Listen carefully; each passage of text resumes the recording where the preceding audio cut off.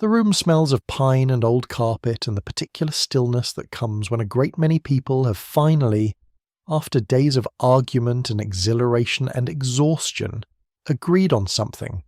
It is late July 1944.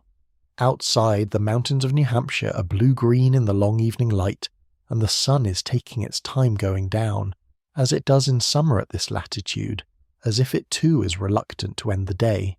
Inside the Mount Washington Hotel, the delegates from 44 nations are, for the moment, quiet. The typewriters have stopped. The ashtrays are full.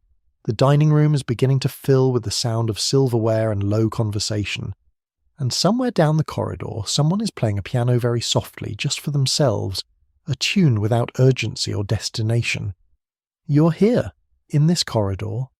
The carpet beneath your feet is thick and worn in a path down its centre, the geography of 10,000 prior footfalls.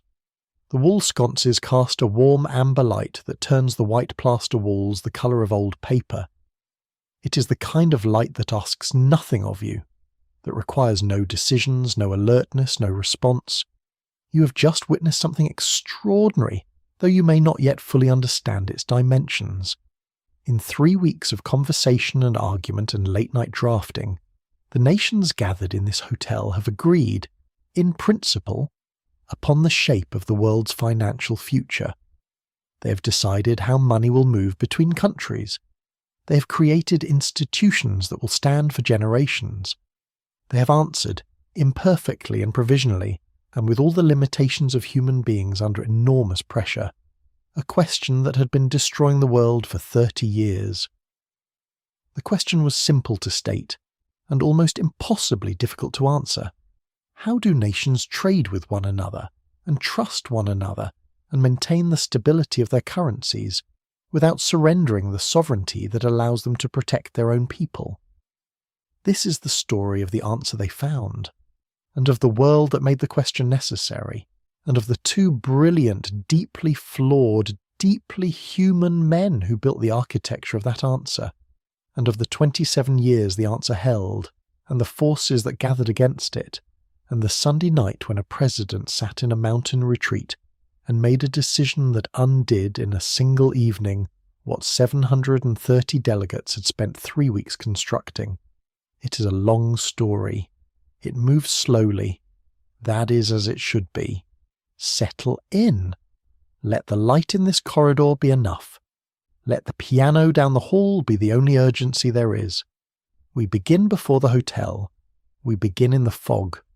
The story that follows is the story of that answer, how it was conceived, how it was argued over, how it was built in the rooms of this hotel in 3 weeks of July, and how it functioned for a generation before the pressures it could not contain finally overcame the architecture that had held them.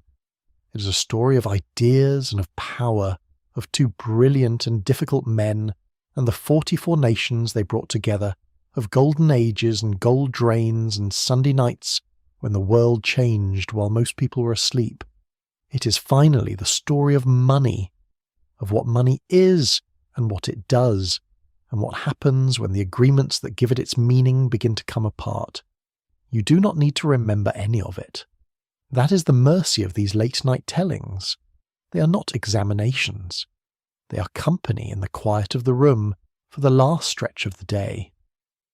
The fog comes in from the harbour slowly, the way all difficult things arrive, not with announcement, but with quiet, inevitable accumulation. It is 1931. The port city of Vienna is cooling toward evening, and somewhere in the financial district, the doors of a once celebrated bank are being locked for what everyone suspects will be the last time. The Kreditanstalt, the largest and most storied bank in Central Europe, has failed. Word of its collapse has been moving through telegraph wires and whispered conversations for weeks, but now the reality of it is settling over the city like the fog over the harbour, soft, thorough, and obscuring everything it touches. The failure of one bank, even a grand one, might seem a contained thing, a local tragedy, a matter for the accountants and the lawyers and the anxious shareholders gathered in marble lobbies. But money is not contained the way water in a glass is contained. Money moves. Money seeks connection. Money has been flowing between Vienna and Berlin and London and Paris and New York in a vast, invisible web of obligation and expectation. And when one thread of that web is cut, the tension redistributes, suddenly, violently, through all the others.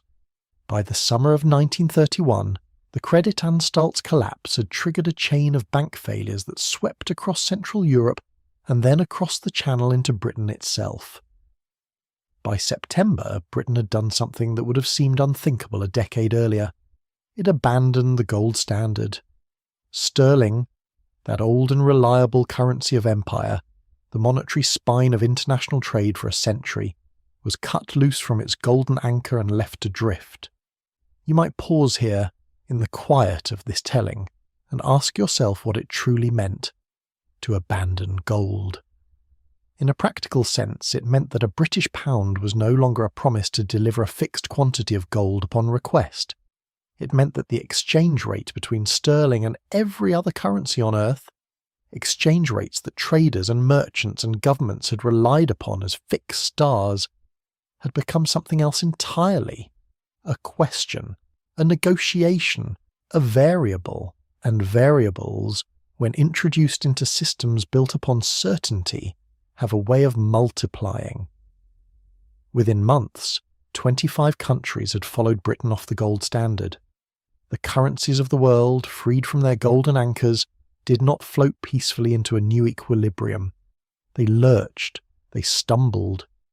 Governments, desperate to protect their domestic industries and their workers, began the practice that economists would later call competitive devaluation, the deliberate weakening of a currency to make a country's exports cheaper on the world market, and therefore more attractive to foreign buyers.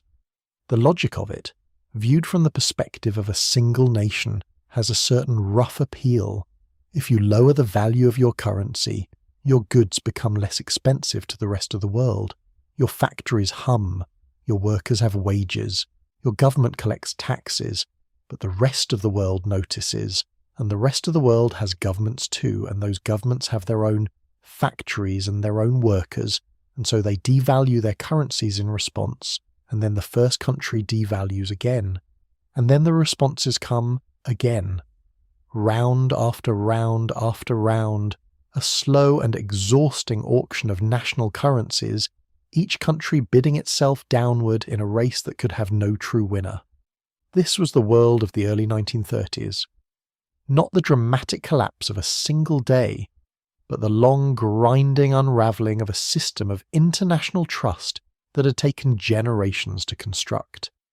The classical gold standard, the system that had linked the currencies of the industrialised world to fixed quantities of gold through the latter half of the 19th century and into the early 20th, had been, in its way, an extraordinary achievement. It required no coordinating institution, no international bureaucracy, no treaty. It operated through the shared self-interest of nations whose central banks agreed, more or less, to play by a common set of rules. Gold flows between nations would naturally correct imbalances. A country running a trade deficit would see gold leave its vaults, which would reduce its money supply, which would lower its prices, which would eventually make its exports competitive again. Automatic, self-correcting, elegant in the manner of mechanical systems designed before anyone fully understood their human costs. The costs were real, and they were borne by working people rather than by the architects of the system. When gold left a country, the contraction of money and credit that followed meant unemployment, reduced wages, and a general dimming of economic life for ordinary people. The adjustment mechanism worked, but it worked through suffering, and in the democratic nations of the early 20th century, that suffering increasingly had a voice. There is something instructive in the way that the gold standard's defenders described its operations. They spoke of the system almost as a natural phenomenon. Tides of gold moving between nations with the same impersonal inevitability as tides of water moving between shores. The metaphor was deliberate. It suggested that the hardship produced by gold outflows was not a policy choice but a natural consequence, as ungovernable as weather. This framing was, of course, convenient for those whose gold reserves were healthy and whose balance of payments was comfortable. For the majority of people who found themselves on the wrong side of the adjustment, the impersonality of the mechanism offered little comfort. The First World War had dealt the classical gold standard a wound from which it never truly recovered. The belligerent nations had abandoned gold convertibility almost immediately upon the outbreak of hostilities in 1914. You cannot fight a modern industrial war on a fixed money supply. You need to spend more than you have. You need to print. The governments of Britain and France and Germany and Austria-Hungary printed and borrowed and spent, and the currencies they emerged from the war with were fundamentally different creatures from the ones with which they had entered it. The German case was the most extreme. The hyperinflation of 1921 to 1923 destroyed the value of the mark so completely, so rapidly, that its effects entered the national memory as a kind of founding trauma. Wheelbarrows of banknotes to buy a loaf of bread. Wages paid twice a day, because they were worth less in the afternoon than they had been in the morning. Savings that had been carefully accumulated over decades rendered worthless in the course of months.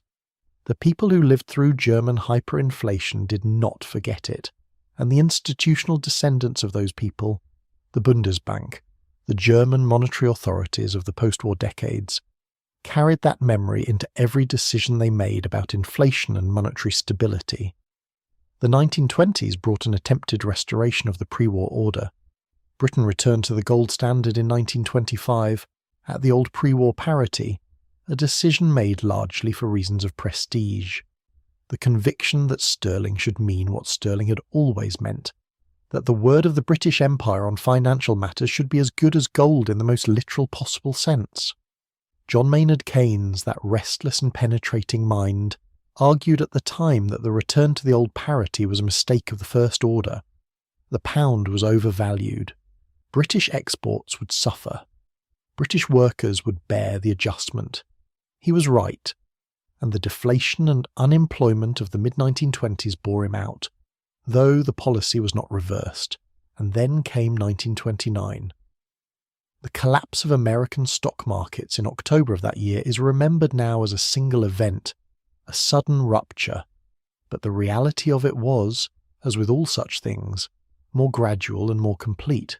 The crash of stock prices was a symptom of deeper imbalances that had been accumulating through the decade.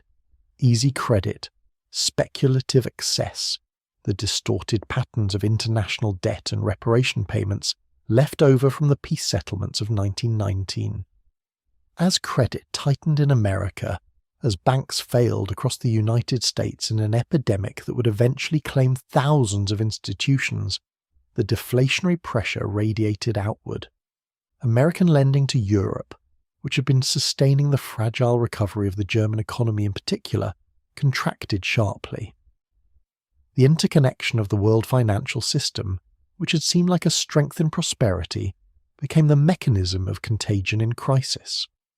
The United States itself clung to the gold standard longer than most, hobbled by the belief that gold was discipline, that gold was virtue, that the proper response to financial crisis was financial rigour. The Federal Reserve raised interest rates in 1931, in the midst of the worst economic contraction in American history, in order to defend the dollar's gold parity. In retrospect, this decision, made by serious men in good faith according to the best understanding available to them, extended and deepened suffering on an enormous scale. By 1933, with a quarter of the American workforce unemployed, with farms being abandoned and banks shuttered from Maine to California, President Franklin Roosevelt finally broke with gold. The dollar was devalued. The emergency was too great to permit orthodoxy. The United States followed Britain, followed the others, and set its currency adrift. What remained of the international monetary order by the mid-1930s was not a system at all. It was a collection of national arrangements, each constructed to protect domestic interests, each implicitly, and sometimes explicitly, hostile to the others.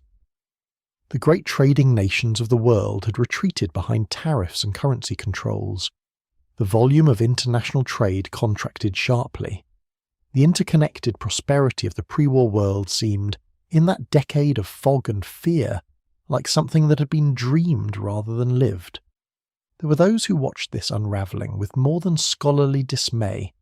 Economists and treasury officials and diplomats in London and Washington and beyond could see, with terrible clarity, the shape of what was happening. When trade contracts and currencies become weapons, when nations turn inward and beggar their neighbours, the result is not merely economic hardship. The economic nationalism of the 1930s had a political dimension that grew darker with each passing year. Authoritarian movements drew sustenance from the misery and resentment that prolonged oppression created. The destruction of the international economic order and the destruction of the international political order were not separate phenomena. They were the same phenomenon, seen from different angles. The connection was not abstract. Historians who have traced the political history of the Weimar Republic, the democratic German government that was replaced by the Nazi regime in 1933, find in the economic catastrophe of the early 1930s one of the central enabling conditions for the political catastrophe that followed. A government that cannot stabilize its currency, cannot prevent mass unemployment, cannot demonstrate that the ordinary economic institutions of modern life are capable of functioning. Such a government finds its legitimacy hollowed out, its democratic procedures regarded with a contempt proportional to the misery of the people participating in them. This was not a German peculiarity. It was a human dynamic, visible in different forms in Italy and Spain and elsewhere. And so by the early 1940s, even as the war was still being fought, even as the outcome remained uncertain in some theatres, and the maps of Europe were still being redrawn by force, certain minds were already turning toward the question of what came after. What would the world look like when the guns finally fell silent? What monetary order could be constructed that might prevent the repetition of the catastrophe they were living through? What rules, what institutions, what agreements among nations might hold the competitive impulses of sovereign states in some productive equilibrium? The question was urgent. The suffering of the previous 2 decades had been too great, the connection between financial chaos and political violence too plain to permit complacency. Someone would have to sit down, in some room, with some kind of paper and some kind of pen, and try to build something better. That room, as it turned out, was in the mountains of New Hampshire, in a grand old hotel that smelled of pine and summer and the particular anticipation of gathered purpose. But before we arrive at that room, we must first meet the 2 men who would do more than anyone else to determine what kind of world it would build. Their names were Keynes and White, and they were, in almost every important way, opposites. Chapter 2. 2 Men, 2 Visions. John Maynard Keynes was, by the time the Second World War began, the most famous economist in the world. This was not entirely a comfortable position for a man of his temperament. He was by nature a contrarian, a debunker, a thinker who derived his deepest pleasures from the exposure of conventional wisdom as either incomplete or outright wrong. Fame, which tends to transform the contrarian into the institution, sat somewhat uneasily on his shoulders. He had been born in Cambridge in 1883, the son of an economist and logician, and he had grown up in an atmosphere of intellectual rigour so thoroughly normalised that the careful examination of ideas felt as natural to him as breathing felt to other people. He went to Eton, then to King's College, Cambridge, then to the India Office, then back to Cambridge, then into the Treasury during the First World War.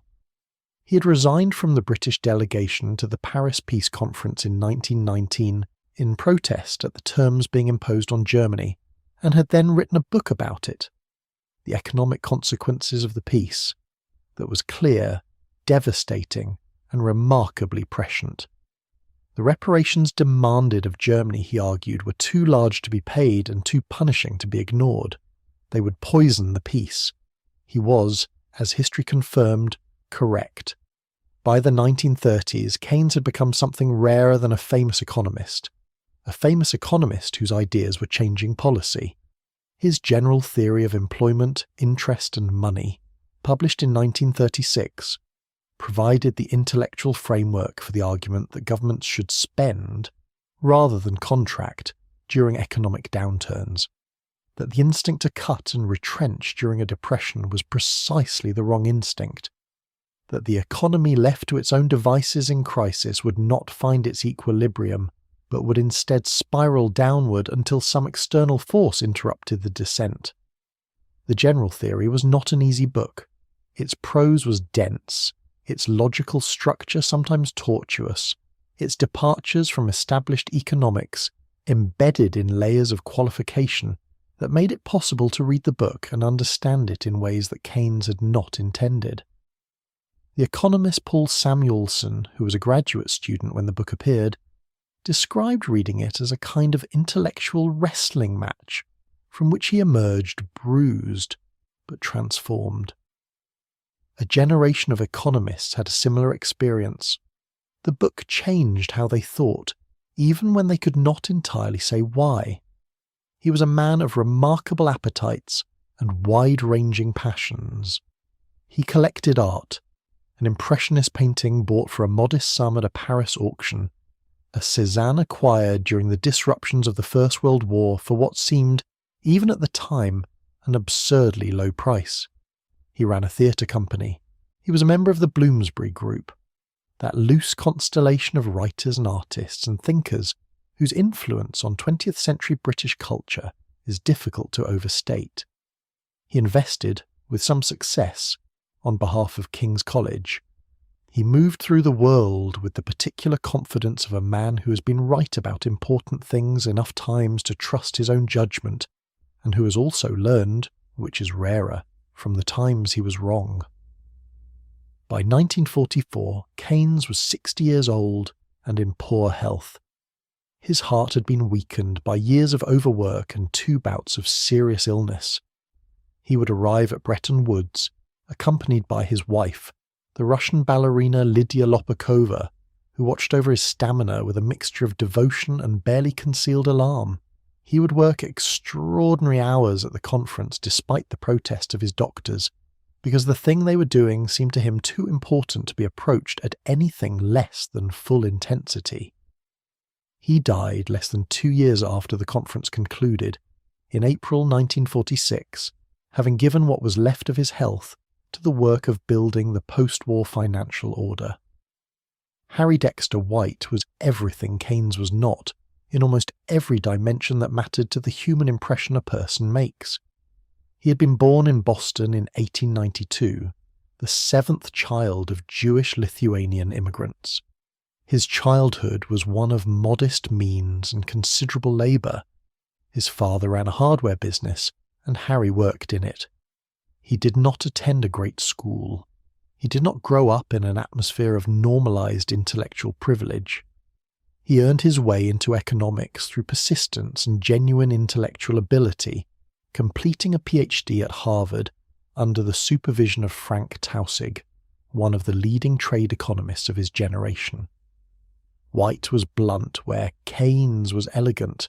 He was stubborn where Keynes was supple. He possessed the kind of organisational tenacity that turns complex negotiations into actual agreements, a quality that is less glamorous than theoretical brilliance, but often more consequential. He worked for the United States Treasury under Secretary Henry Morgenthau, and he had risen through the department on the strength of his capacity for work and his talent for cutting through the diplomatic circumlocution that tends to accumulate around difficult problems. He was also deeply suspicious of British intentions in the way that a man who has watched empires protect their own interests at the expense of everyone else learns to be suspicious. He understood, perhaps more clearly than many of his American colleagues, that the post-war financial architecture they were building would determine the relative power of nations for a generation, and he intended, with the quiet but absolute determination of a man who has worked hard for everything he has, that this architecture should reflect the new reality of American power rather than the comfortable old assumptions of British imperial finance. The two men had met before Bretton Woods, during the years of preliminary negotiations that preceded the conference. Their interactions were always technically productive and personally uncomfortable. Keynes's manner, the ease of the Bloomsbury insider, the Cambridge Don's habit of assuming that his interlocutor shared his intellectual framework, could read, to those outside that particular tradition, as condescension. White's manner, the bluntness of a self-made man with no patience for what he regarded as unnecessary elaboration, could read, to those from a different tradition, as rudeness. They were, in a sense, performing their national characters as much as their personal ones, the declining empire's most brilliant advocate versus the rising power's most determined architect. The proposals the two men brought to Bretton Woods reflected both their characters and their national interest with unusual transparency. Keynes had developed, over the course of the war years, a plan for something he called the International Clearing Union. It was, in its ambition, breathtaking. The Clearing Union would issue its own international currency. He called it the Bancor, which would be used to settle trade balances between nations. Countries that ran trade surpluses would accumulate Bancors in their Clearing Union accounts. Countries that ran trade deficits would draw down their Bancor balances. And here was the radical heart of the proposal. Both surplus and deficit countries would face charges on their imbalances. Countries that ran large surpluses, that exported far more than they imported and therefore accumulated large Bancor credits, would pay a fee on those credits. The mechanism was designed to place the burden of adjustment on surplus nations as well as deficit nations, to prevent the situation in which a single creditor country could demand painful contraction from everyone who owed it money while bearing no adjustment pressure itself.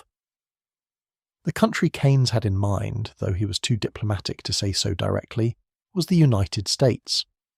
America had ended the war as the world's great creditor, the nation to which everyone else owed money, the engine of production that had armed and fed the Allied cause.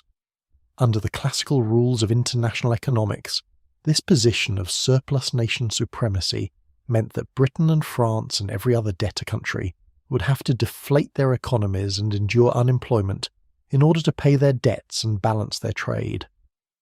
Keynes had spent his career arguing against precisely this kind of punishing adjustment. His clearing union was designed to prevent it. White's proposal was more modest in theoretical ambition and more protective of American prerogatives.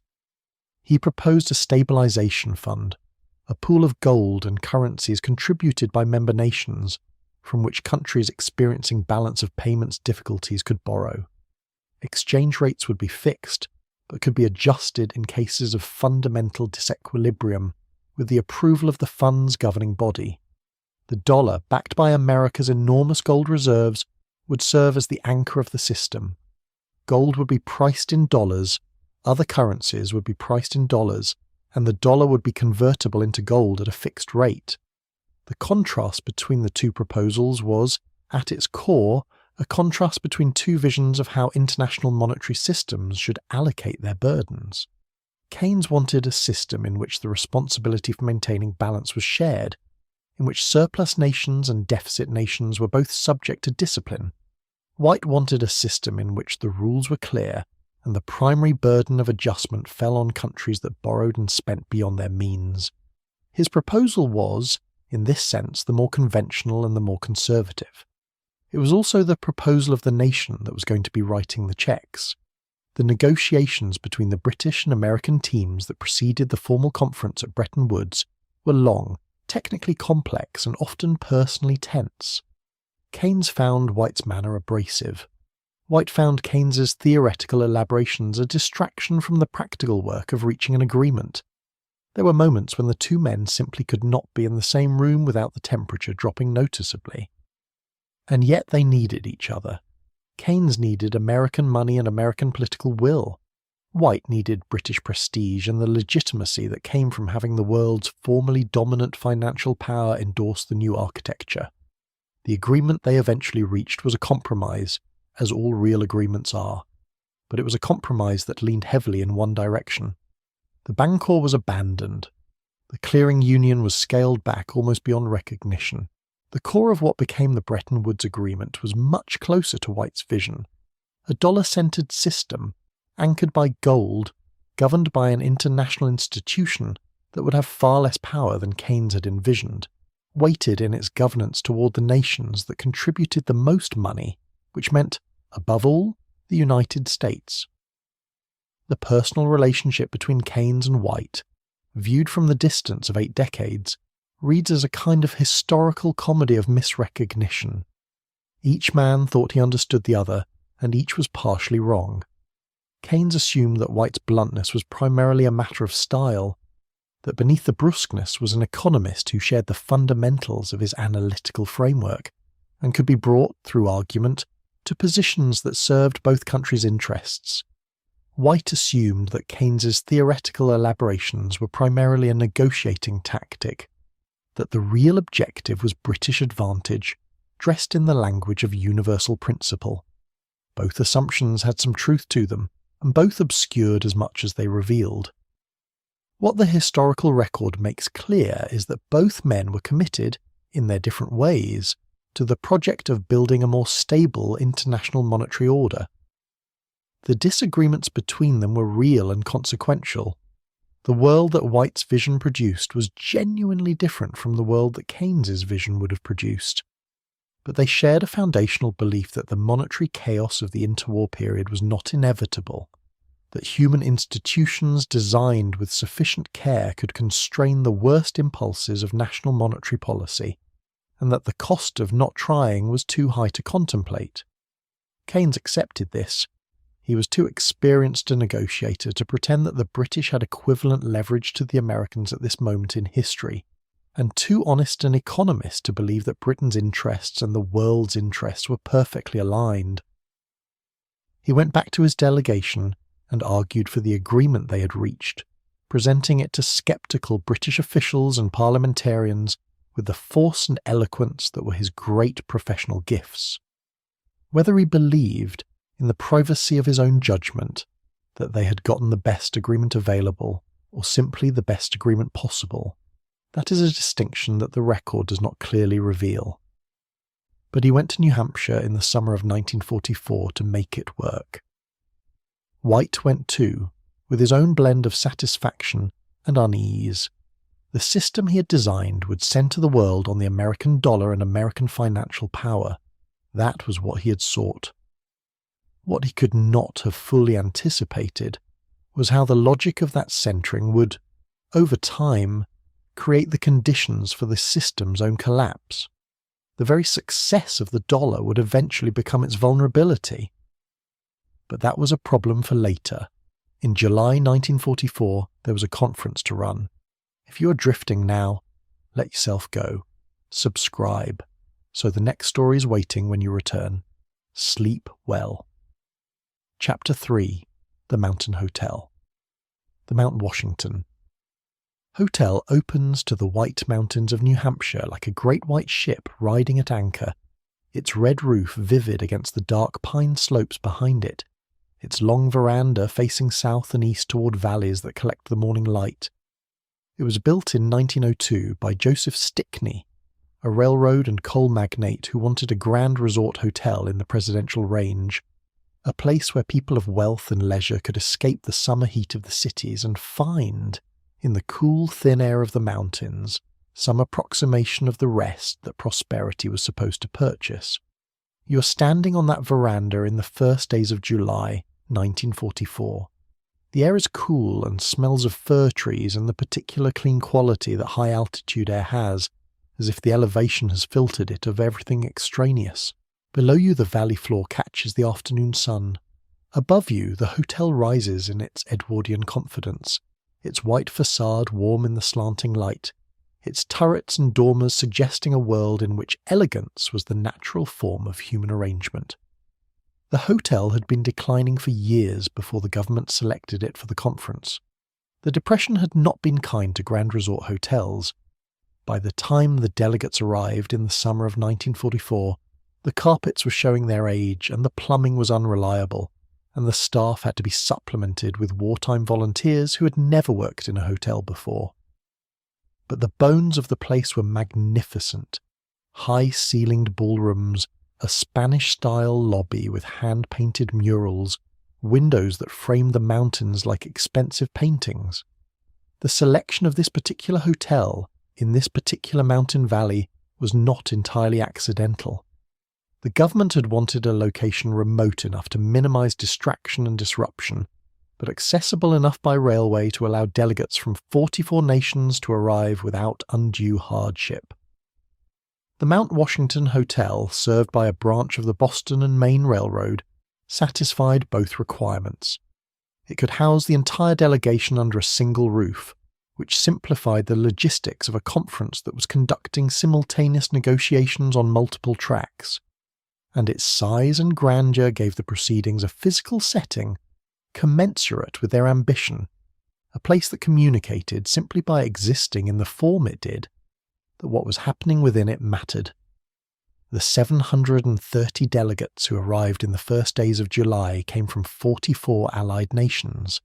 They came from Britain and the Soviet Union and China and Australia and Canada and Belgium and Brazil and Chile and Czechoslovakia and Ethiopia and France and Greece and India and Iran and Iraq and Luxembourg and Mexico and the Netherlands and New Zealand and Nicaragua and Norway and Panama and the Philippines and Poland and South Africa and Yugoslavia. They came by train, most of them, up through the mountain passes, their luggage filling the baggage cars. They came speaking a dozen languages and carrying the particular combination of hope and exhaustion that characterized serious men and women in the 5th year of a world war. The conference was formally called the United Nations Monetary and Financial Conference, the United Nations still being, in July of 1944, a wartime alliance rather than the international organization it would become.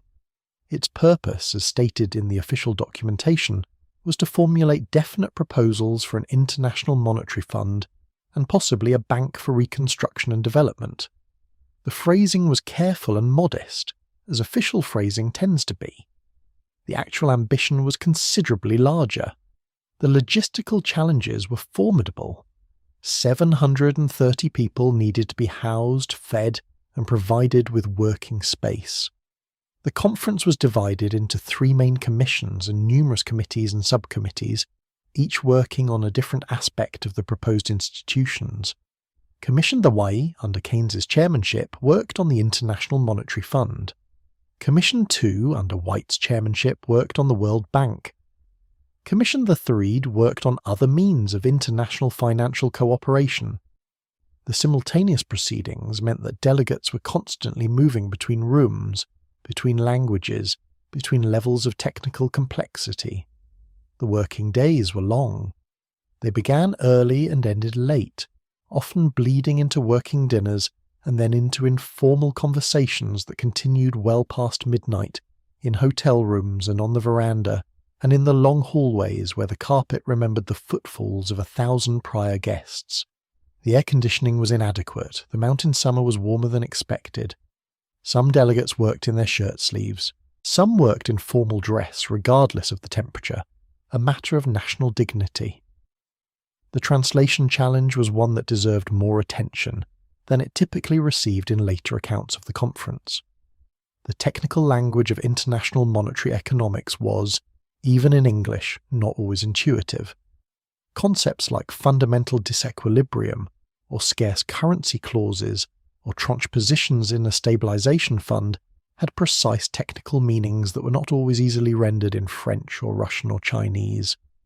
Translators worked continuously and with remarkable skill, but the possibility of misunderstanding, of a delegation believing it had agreed to one thing when it had in fact agreed to another, was not trivial.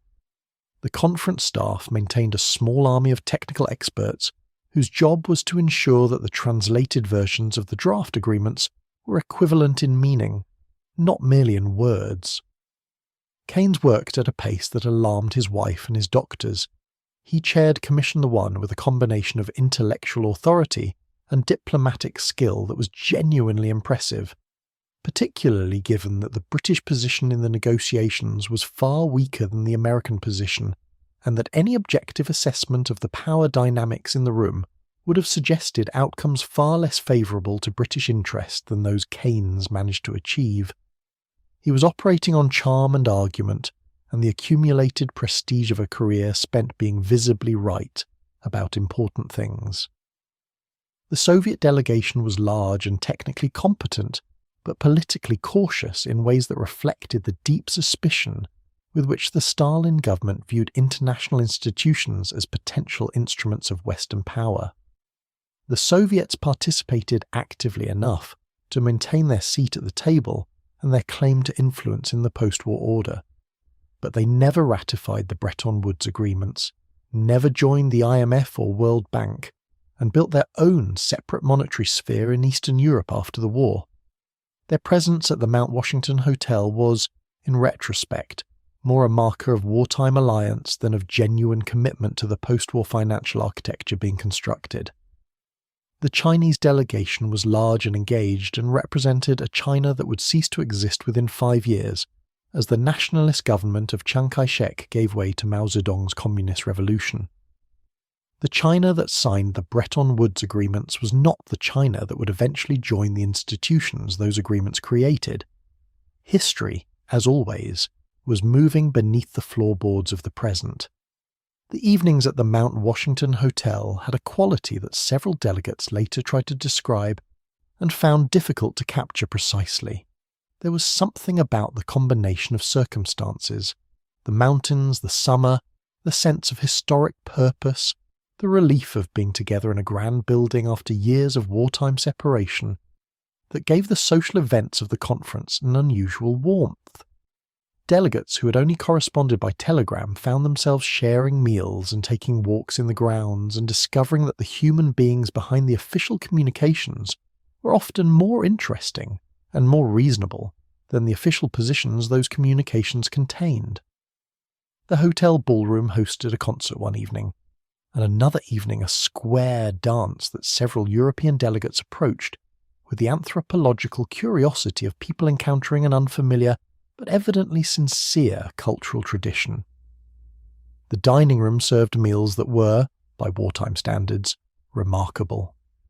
The mountains had their own supply lines, and the hotel staff had clearly been informed that the impression made at the table was not entirely separable from the impression made at the negotiating table. The formal sessions were conducted in the great ballroom, with simultaneous translation in multiple languages, the delegates seated at long tables arranged in the shape of a horseshoe.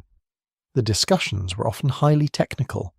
The arcana of exchange rate mechanism, reserve ratios, quota calculations.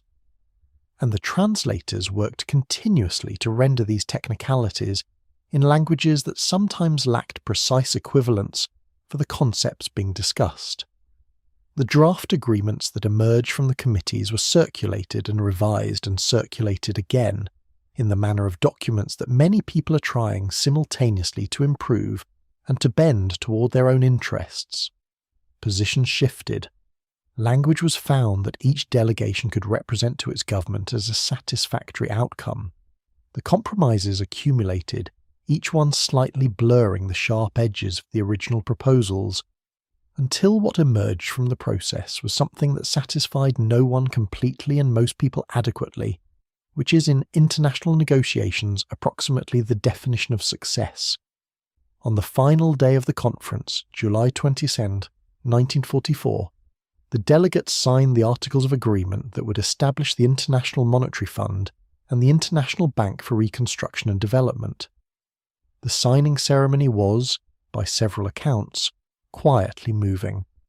These were people who had lived through the Depression and were living through the war, who understood in a visceral way what monetary chaos could do to ordinary human lives, who had spent 3 weeks trying to build something that might prevent the worst of what they had witnessed.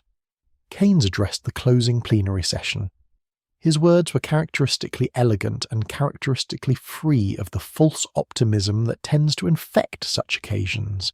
He spoke of the difficulty of the work done, the imperfections of the result, and the importance of the attempt. He expressed the hope, carefully hedged, that the institutions being created would prove capable of adaptation as circumstances changed. that the architecture would be flexible enough to accommodate a world that would not remain still. It was, in its way, a prayer, made by a man who understood, better than almost anyone in the room, how many things could go wrong. The delegates gathered their papers, said their farewells, and made their way back down the mountain. The great ballroom fell quiet. The hotel returned to its between-season stillness, the staff moving through the corridors with a reduced purpose, the mountains outside unchanged and different, the summer air cooling as the afternoon extended toward evening. The work of building the post-war monetary order had for the moment been done. What remained was the harder work of making it real. Chapter 4. The Architecture of Agreement. Every great institutional architecture begins as an idea about human nature. Behind every rule, every mechanism, every formal constraint placed on the behaviour of nations or markets or individuals, there is an implicit theory of what people, or nations, which are in the end collections of people, will do if left entirely to their own devices. The Bretton Woods System was, at its foundation, a set of answers to a set of questions about what happens when countries are free to make their own monetary choices, and what happens when they are not. The answers the architects provided were shaped by what they had witnessed in the preceding decades. They had seen what happened when monetary nationalism was unconstrained. They had seen the competitive devaluations and the trade barriers and the spiral of mutual impoverishment that followed. They had seen the connection between monetary disorder and political extremism, and so they set about designing a system that would constrain the worst impulses of national monetary policy while preserving enough national autonomy to be politically acceptable. The result was a system of what economists would later call fixed but adjustable exchange rates, a phrase that contains within it productive tension, because fixed and adjustable are, in some important sense, opposites. Think of it this way. Imagine that each currency in the world is a word, and that trade between nations is a conversation. For the conversation to proceed smoothly, the words need to mean the same thing consistently. If the word for a bushel of wheat means something different every morning, commerce becomes enormously complicated. Every transaction requires a separate negotiation about the meaning of the medium of exchange before the actual exchange can take place. Fixed exchange rates provided that consistency. A French importer who agreed to pay a British exporter a certain number of pounds knew, under the Bretton Woods rules, that those pounds would cost a predictable number of francs. The commercial world could plan, but purely fixed exchange rates had a problem, which was the same problem that the classical gold standard had eventually faced. If a country's costs rise relative to its trading partners, if its workers become more expensive, or its productivity falls, or circumstances change in ways that make its goods less competitive, then a fixed exchange rate becomes a trap. The country cannot adjust its currency downward to restore competitiveness. It must instead endure the painful internal adjustment of lower wages, reduced employment, deflation, the same medicine that the gold standard had prescribed and that had proven so bitter to swallow. The Bretton Woods solution to this tension was the adjustable part of fixed but adjustable. Under the rules agreed at the conference, exchange rates were fixed in normal circumstances, but they could be changed, adjusted, in cases of what the Articles of Agreement called fundamental disequilibrium. A country that found itself persistently unable to balance its trade at the current exchange rate, that found its gold and foreign currency reserves draining away quarter after quarter, could apply to the new International Monetary Fund for permission to devalue its currency. The devaluation would be orderly, negotiated, and subject to international oversight. It would not be the unilateral competitive weapon of the 1930s. It would be a recognised adjustment within a recognised process for a recognised purpose. The anchor of the whole system was gold, or more precisely the dollar's link to gold. The United States committed under the Bretton Woods agreements to convert dollars held by foreign central banks into gold at a fixed price of $35 per troy ounce. This commitment was the foundation of the system's credibility. It meant that the dollar was not simply a paper promise, but a paper promise backed by something real: the gold locked in the vaults of Fort Knox, Kentucky, and the Federal Reserve Bank of New York. All other currencies were then pegged to the dollar. If you knew what a dollar was worth in gold, and you knew what your currency was worth in dollars, you knew, by arithmetic, what your currency was worth in gold. The system created a global web of fixed relationships, with the dollar at its centre and gold at the dollar's centre, a kind of monetary solar system in which the sun was made of precious metal and everything else orbited in predictable paths. The choice of $35 per ounce of gold was not arbitrary. It was the price at which Roosevelt had stabilized the dollar in 1934, after the devaluations of the early years of his administration. It had held through the war years, when international gold markets were largely suspended. At Bretton Woods, the architects chose to enshrine it as the permanent foundation of the new system, a decision that would, 2.5 decades later, prove to be one of the system's most significant vulnerabilities, because the relationship between the dollar's domestic purchasing power and its gold value was not fixed, even when the exchange rate was. The International Monetary Fund was designed to be the guardian and the banker of this system.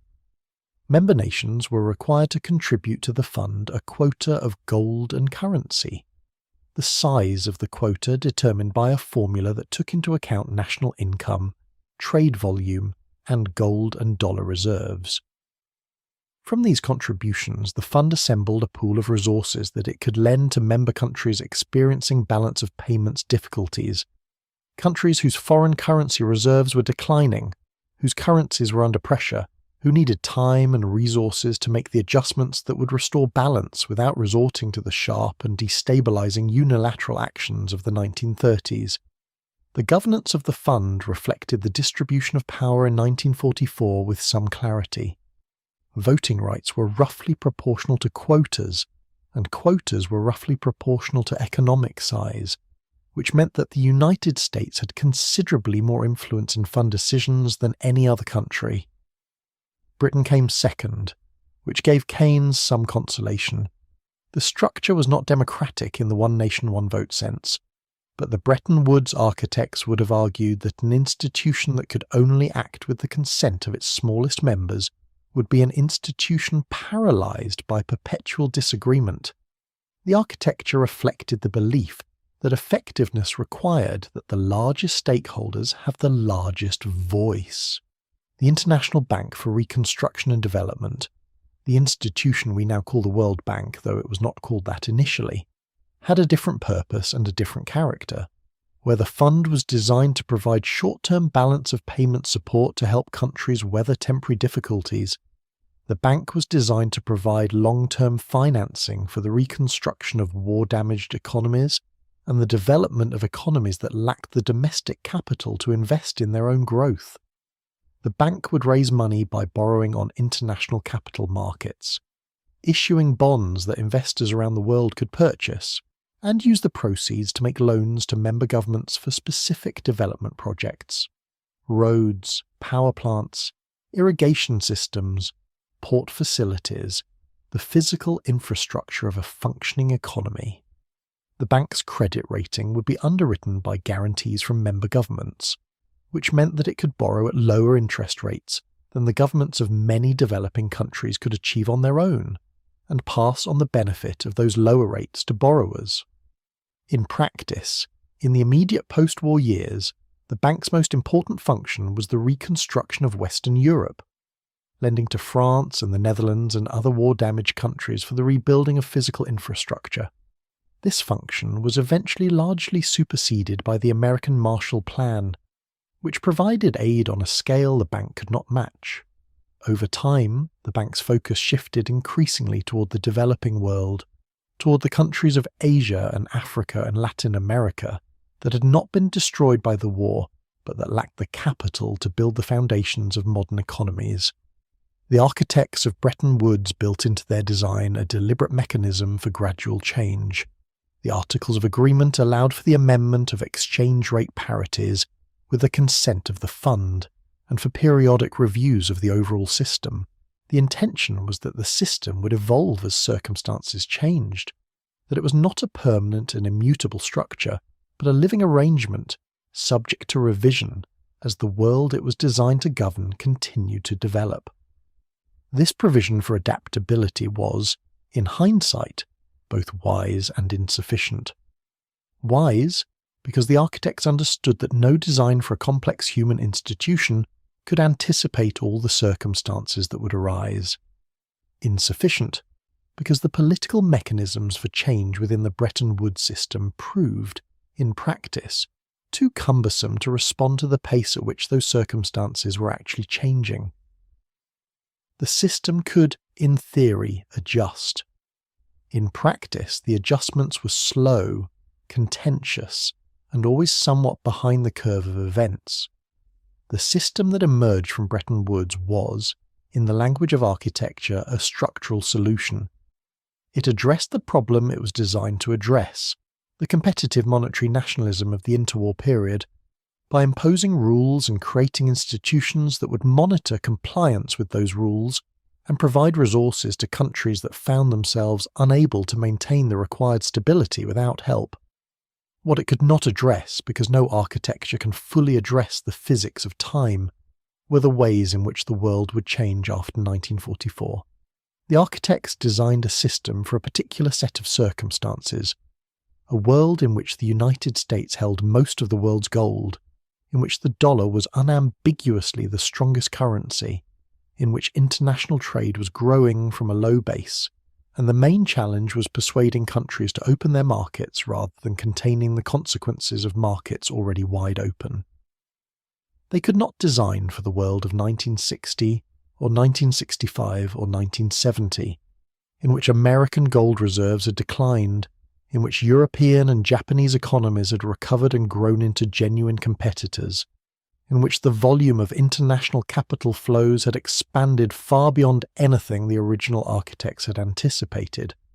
The architecture was magnificent for its moment. What all architecture must eventually face is the question of whether its moment will last.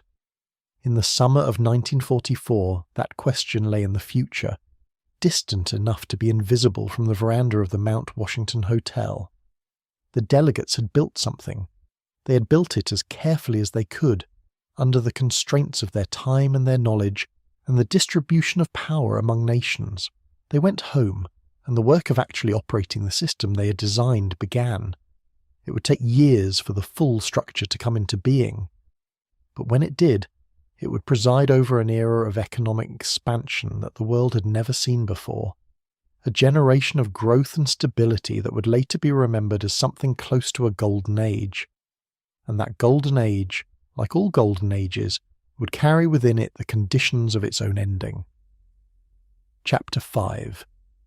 The dollar becomes the world. When the war in Europe ended in May of 1945, and the war in the Pacific ended in September of the same year, the scale of what needed to be rebuilt was almost impossible to comprehend from within the safety of numbers. The statistics were accurate and they were appalling, and they were, as statistics always are about the largest human catastrophes, insufficient to carry the full weight of what they measured. Across Western Europe, the physical fabric of industrial civilization had been systematically destroyed. The railway systems of France and the Netherlands and Belgium had been bombed into fragments. The factories of Germany and northern Italy had been reduced to rubble or gutted by dismantlement, or so thoroughly disrupted by years of wartime production priorities that they were, for civilian manufacturing purposes, effectively starting again. The port facilities of Rotterdam and Hamburg and Genoa, through which the trade of a continent had historically flowed, were damaged, mined, or blocked. Agricultural production had collapsed across wide regions. Housing stock had been destroyed in quantities that left millions of people without permanent shelter. Into this landscape of exhaustion and physical devastation, the Bretton Woods system was supposed to introduce the healing properties of stable finance. The IMF would maintain currency stability. The World Bank would lend for reconstruction. International trade would resume and grow, nourished by predictable exchange rates and the removal of the wartime controls and restrictions that had choked commercial activity. The theory was sound. The resources were insufficient. The problem became apparent within the first 2 years after the war. The European economies needed not just stable exchange rates, but actual dollars. The currency in which the goods they needed to import were priced. The currency in which the debts they had accumulated during the war were denominated. The currency that was, as the Bretton Woods agreements had established, the foundation of the entire monetary system, and dollars were scarce. The United States was producing and exporting goods that the world desperately needed, but the world lacked the dollars to pay for them. European central banks were drawing down their gold reserves and their dollar reserves at alarming rates. The IMF's resources, pooled from member contributions, were simply not large enough to fill the gap. The winter of 1946 and 1947 was one of the coldest in European memory. Coal was scarce. Heating was rationed. The physical misery of the post-war years was compounded by an economic situation in which the mechanisms of normal commerce had not yet been restored, in which currencies were unreliable guides to value, and in which the black market performed functions that official channels could not. Britain, which had emerged from the war with the largest foreign debt in its history and an economy that had been oriented entirely toward military production, was rationing bread, something it had not done during the war itself. The contrast between the heroism of the wartime narrative and the greyness of the post-war reality was stark and, for many people, deeply disorienting. The American response to this dollar shortage was the Marshall Plan, formerly the European Recovery Program, announced by Secretary of State George Marshall in a speech at Harvard University in June of 1947.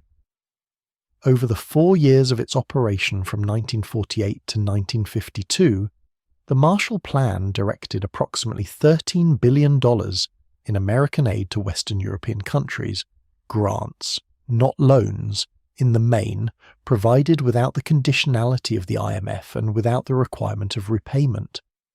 The money went to rebuild railways and power stations and factories, to purchase the American goods that European economies needed to restart their production, to provide the dollar liquidity that allowed the Bretton Woods System to function as its architect had intended. Marshall's Harvard speech was delivered with the characteristic brevity of a military man accustomed to giving orders rather than making speeches. He spoke for 12 minutes. He offered American resources to any European government willing to develop a cooperative plan for economic recovery. He explicitly included the Soviet Union and its satellites, knowing they would decline, which they did. The plan that emerged from the European response was administered through the Organization for European Economic Cooperation, a body that would later evolve into the OECD, and that represented, in the cooperative planning it required of its members, an early exercise in the kind of European economic coordination that would eventually develop into the European Community and then the European Union. The Marshall Plan was, among many things, a recognition that the world as designed at Bretton Woods could not operate without a supply of the currency at its centre, and that the United States, as the source of that currency, had both the capacity and, its government had concluded, the interest in providing that supply. A Europe that could not import could not recover. A Europe that could not recover would be politically unstable. A politically unstable Europe was, in the early Cold War logic that was crystallizing in Washington, a Europe vulnerable to the appeal of communism. The Marshall Plan was economic policy and geopolitical strategy simultaneously, with each reinforcing the other in ways that made it easier to maintain the political support necessary to sustain the program. The dollars flowed, and the European economies began, with remarkable speed given the scale of their devastation, to recover. The process was not uniform and it was not without setbacks. Britain struggled with its post-war debts and its obligations as the centre of the sterling area, the network of countries that had historically kept their reserves in pounds. France went through multiple economic and political crises in the late 1940s and early 1950s. West Germany, beginning from the most complete destruction of any major economy, performed something that economic historians would later call a miracle, the Wirtschaftswunder, the economic wonder, a period of sustained growth that by the late 1950s had transformed the Federal Republic into one of the world's leading industrial economies. The German recovery was, in some ways, the most instructive. The currency reform of 1948, the introduction of the Deutschmark to replace the worthless Reichsmark, had the quality of a fresh start. Old debts denominated in the old currency were essentially wiped out. New savings in the new currency had real value.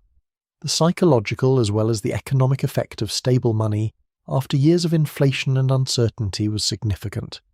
People began to plan again, to invest again, to participate in commerce with the expectation that the medium of exchange would hold its value.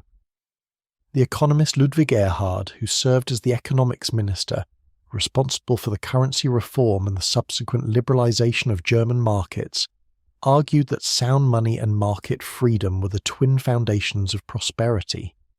The German recovery of the 1950s provided considerable empirical support for his argument. Japan, on the other side of the world, underwent a parallel transformation. Under American occupation until 1952 and with substantial American economic assistance, the Japanese economy was restructured and reoriented toward export-led growth. Japanese industrial corporations, guided by MITI, the Ministry of International Trade and Industry, identified sectors in which Japan could develop competitive advantage: steel, shipbuilding, electronics, automobiles, a methodically built export capacity in each of them. By the late 1950s and early 1960s, Japanese exports were beginning to appear in American and European markets in quantities that had been unimaginable a decade earlier.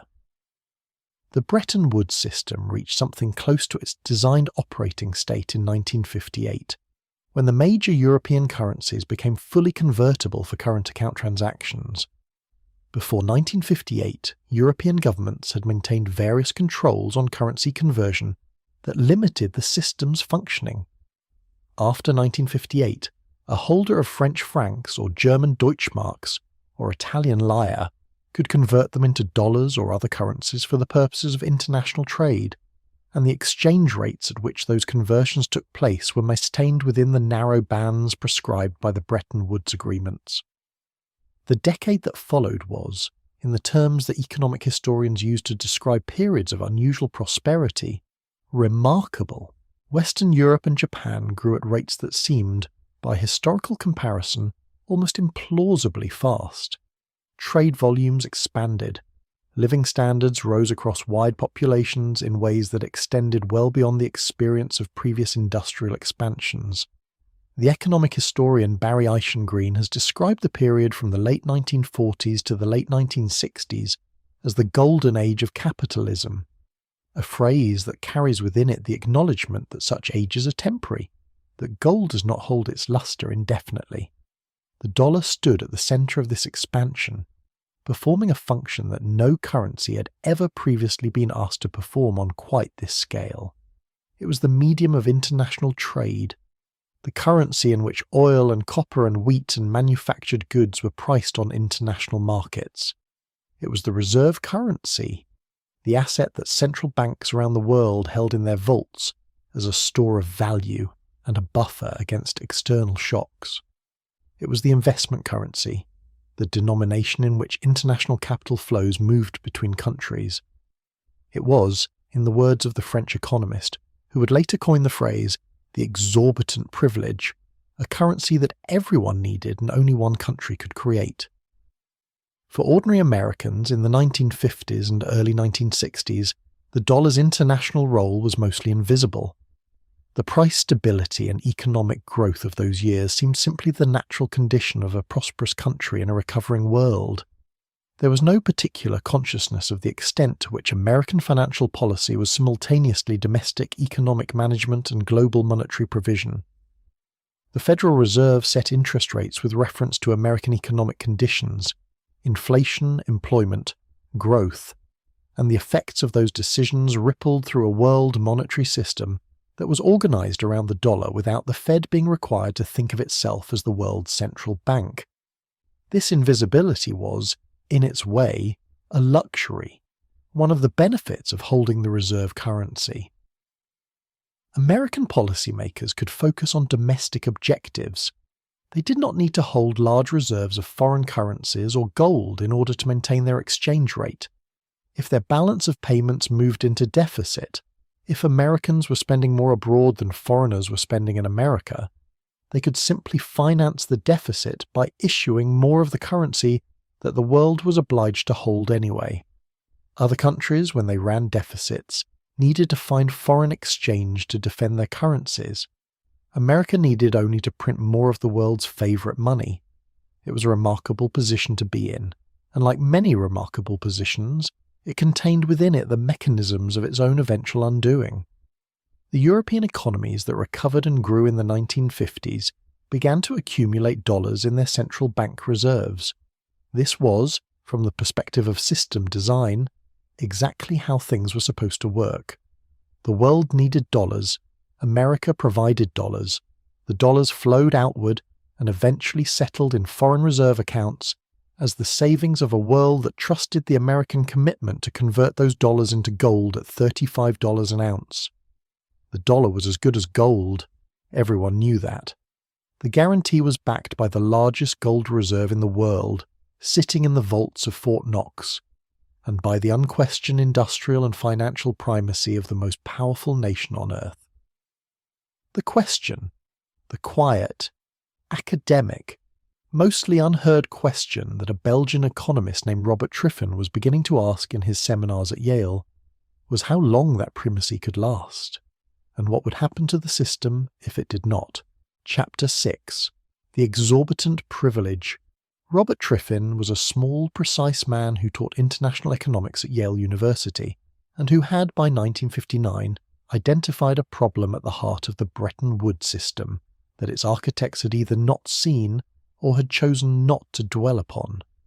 He presented his analysis to the United States Congress's Joint Economic Committee in October of that year, and the legislators who heard him were, by various accounts, attentive but not alarmed. The alarm, when it came, would take another decade to fully materialize. Triffin's insight was deceptively simple in its statement, even if the implications were difficult and extensive. It was this. The Bretton Woods System required the United States to run balance of payments deficits in order to supply the world with dollars. The world needed dollars for reserves, for trade financing, for investment. The only way dollars could reach the rest of the world in net terms was if the United States spent more in the world than the world spent in America, if, in other words, America ran deficits. But here was the problem. Those deficits meant that dollars were accumulating abroad. Every dollar that accumulated in a foreign central bank was a potential claim on American gold at $35 an ounce. And if those claims grew large enough, if the total stock of dollars held abroad grew larger than the total stock of gold in American vaults, then the United States would be in the position of a bank that has issued more receipts for deposits than it actually holds on deposit. The receipts are redeemable, officially on demand. But if everyone presented their receipts at once, the bank could not honour them. This was not a temporary or fixable problem in Triffin's analysis. It was structural. The system's functioning required the very condition, American deficits, that would eventually undermine the system's credibility. The world needed more and more dollars as its trade and reserves grew, and providing those dollars meant America had to spend more than it earned, which meant the gap between dollar liabilities and gold reserves would widen, which meant confidence in the dollar's gold convertibility would eventually, inevitably, erode. The system carried within itself, like a slow fire in its foundations, the mechanism of its own eventual collapse. Triffin called this the dilemma that bears his name, the Triffin dilemma. It described not a policy mistake or a failure of management, but a logical contradiction built into the architecture of the system itself. The architects of Bretton Woods were not unaware of this tension, or at least some of them were not. Keynes's original proposal for the clearing union and the Bancor had been, in part, a way of addressing precisely this problem, creating an international currency that was not the currency of any single nation, so that the provision of global liquidity would not require any country to run persistent deficits. White's rejection of the Bancor in favour of the dollar-gold standard had solved the political problem of American acceptance while leaving the economic problem of the Triffin dilemma unaddressed. In the 1950s, the dilemma was theoretical. American gold reserves were enormous. The gap between gold holdings and foreign dollar liabilities was manageable. The system worked, and while academics argued about its long-term sustainability, policymakers had more immediate things to worry about. But the accumulation of foreign dollar holdings was real, and as the 1950s gave way to the 1960s, it began to be noticed in places other than Yale economics seminars. The European governments that had spent the post-war decade absorbing dollars were beginning to hold very large quantities of them, and some of those governments, the French government most notably, were beginning to ask uncomfortable questions about what those dollars were actually worth. Valéry Giscard d'Estaing, who served as French finance minister in the early 1960s before going on to become president of the Republic, gave the phenomenon its most memorable name, the exorbitant privilege. The phrase captured something real about the asymmetry of the Bretton Woods system. Every other country, when it ran balance of payments deficits, had to adjust. It had to reduce domestic demand or devalue its currency or draw down its reserves. These adjustments were painful. They often involved unemployment and reduced living standards. They were, in the language of economics, deflationary. The United States, by contrast, could finance its deficits by issuing the world's reserve currency. Foreign central banks would absorb the dollars because they needed dollars for reserves. America could, in effect, pay for its imports and its overseas military commitments and its foreign investments with IOUs that the rest of the world was structurally obliged to hold.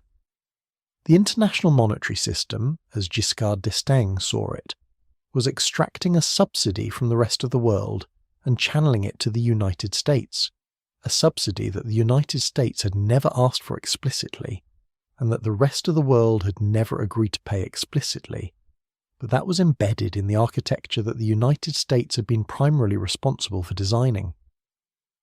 The French response to this situation was characteristically Gaullist in its directness.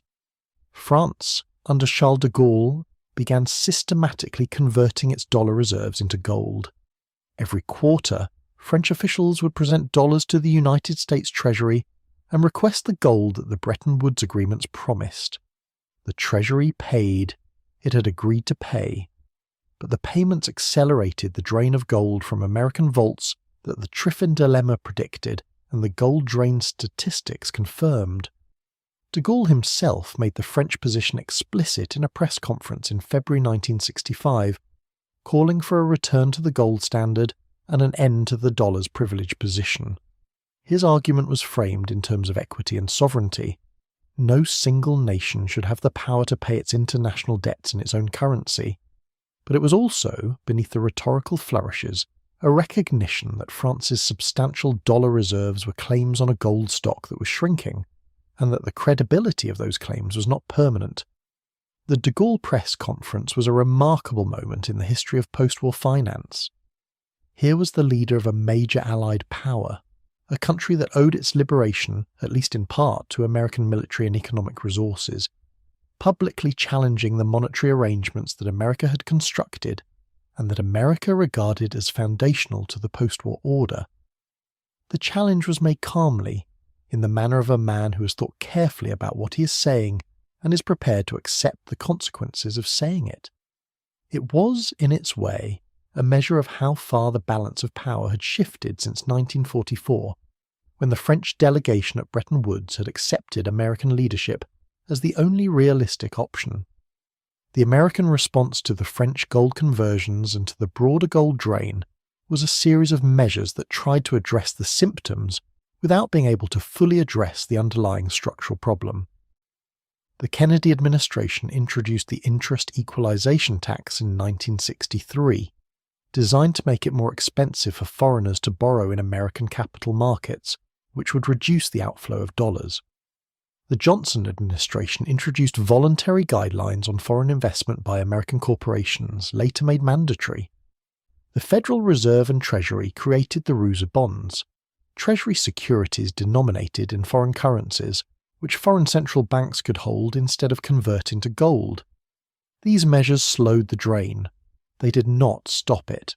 Meanwhile, an international effort was underway to supplement the gold and dollar reserves that were proving insufficient for the growing volume of world trade. In 1969, the IMF created a new international reserve asset, Special Drawing Rights, or SDRs. The SDR was, in concept, a descendant of Keynes's Bancor, an international reserve unit that was not the currency of any single nation, allocated to member countries in proportion to their IMF quotas. Countries could use SDRs to settle obligations with other central banks. It was an attempt to create a supplement to gold and dollar reserves that was not dependent on American deficits. The SDR was too little and too late to save the Bretton Woods System, though it survived as an international reserve asset and continues to exist today. The fundamental problem, the growing gap between American gold reserves and the stock of dollar obligations outstanding around the world, was not amenable to supplementation. It required either a reduction in the dollar obligations, which meant the United States had to run surpluses rather than deficits, or an increase in the gold stock available to back them, or a devaluation of the dollar relative to gold that would revalue the existing gold stock upward. There was one other theoretical possibility: international cooperation to reform the system from within, replacing the dollar-gold standard with something new, perhaps the Bancor that Keynes had proposed 25 years earlier, or some modernized equivalent. The economist Jacques Rueff, who advised de Gaulle on monetary matters and was among the most trenchant critics of the dollar standard, argued for exactly this kind of fundamental reform. Rueff believed that the floating exchange rate system that would eventually emerge from Bretton Woods' collapse would be even less stable than the dollar standard it replaced, and that only a genuine return to gold, or something equivalent, could provide the discipline that international monetary systems required. None of these solutions was politically palatable in the 1960s, and into the space left by the absence of a structural solution, two vast forces were about to press: the costs of a great society and the cost of a war in Southeast Asia, combined by a president who believed he could carry both without asking the American people to choose. The exorbitant privilege was about to meet its bill. If you are drifting now, let yourself go. Subscribe, so the next story is waiting when you return. Sleep well. Chapter 7. The Gold Drain. The vaults beneath the Federal Reserve Bank of New York occupy 5 floors below street level, sitting on the bedrock of Manhattan Island, granite that formed 400 million years ago, solid enough that engineers concluded it was the only foundation worth trusting with the weight of what would be stored above it. The vault itself is a cylinder of steel set inside a steel-reinforced concrete shell, accessible through a revolving door that weighs 90 tons and can be sealed by rotating it a quarter turn, after which no power on Earth short of the kind that would also destroy everything else in the vicinity could open it from outside. In the 1950s, a substantial portion of the world's monetary gold resided in these vaults. Not just American gold, but the gold of foreign central banks that had entrusted their reserves to the Federal Reserve for safekeeping. The arrangement suited everyone. The Fed provided security and custody. The foreign banks maintained their reserves in close proximity to the dollar accounts, through which most of their international transactions were settled, and the United States benefited from the concentration of the world's financial trust in its institutions. The gold did not move much. When France settled a debt to Germany in gold, the Fed did not load bars onto a truck and drive them to Hamburg. The bars sat in their places in the vault, and a Fed employee updated a ledger entry transferring ownership of a certain quantity of gold from the account labelled France to the account labelled Germany.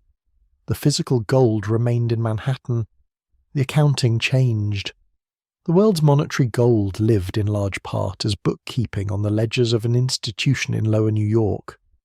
Each gold bar in the Fed's vault was stamped with its weight and its fineness, the percentage of pure gold it contained, and stored on a wooden pallet in one of the vault's 122 compartments. The bars varied in weight, since they had been cast by different countries at different times to slightly different specifications, but they were all close to the standard good delivery bar of roughly 400 troy ounces. A single bar at the 1960s official price of $35 per troy ounce was worth approximately $14,000, a significant sum, but not an extraordinary one by the standards of central bank finance. The significance lay not in any individual bar, but in the totality. The billions of dollars worth of gold that the vault contained, and the confidence in dollar convertibility that those billions underwrote. Through the 1950s and into the early 1960s, the American gold stock, the gold held by the US Treasury at Fort Knox and the Federal Reserve, declined steadily. The decline was not precipitous. It was the kind of change that becomes visible only in retrospect, when you look at a long series of numbers and notice the direction they have all been pointing. In 1945, the United States held roughly $20 billion worth of gold at the official $35 per ounce price. By 1960, that figure had declined to around $18 billion. By 1965, it was closer to $14 billion.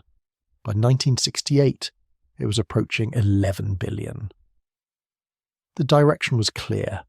The pace was accelerating. Meanwhile, the stock of dollars held by foreign central banks was growing. The Marshall Plan had sent dollars abroad. American military expenditures in Europe and Asia, the cost of maintaining a global network of bases and alliances, sent more dollars abroad. American corporate investment overseas sent still more.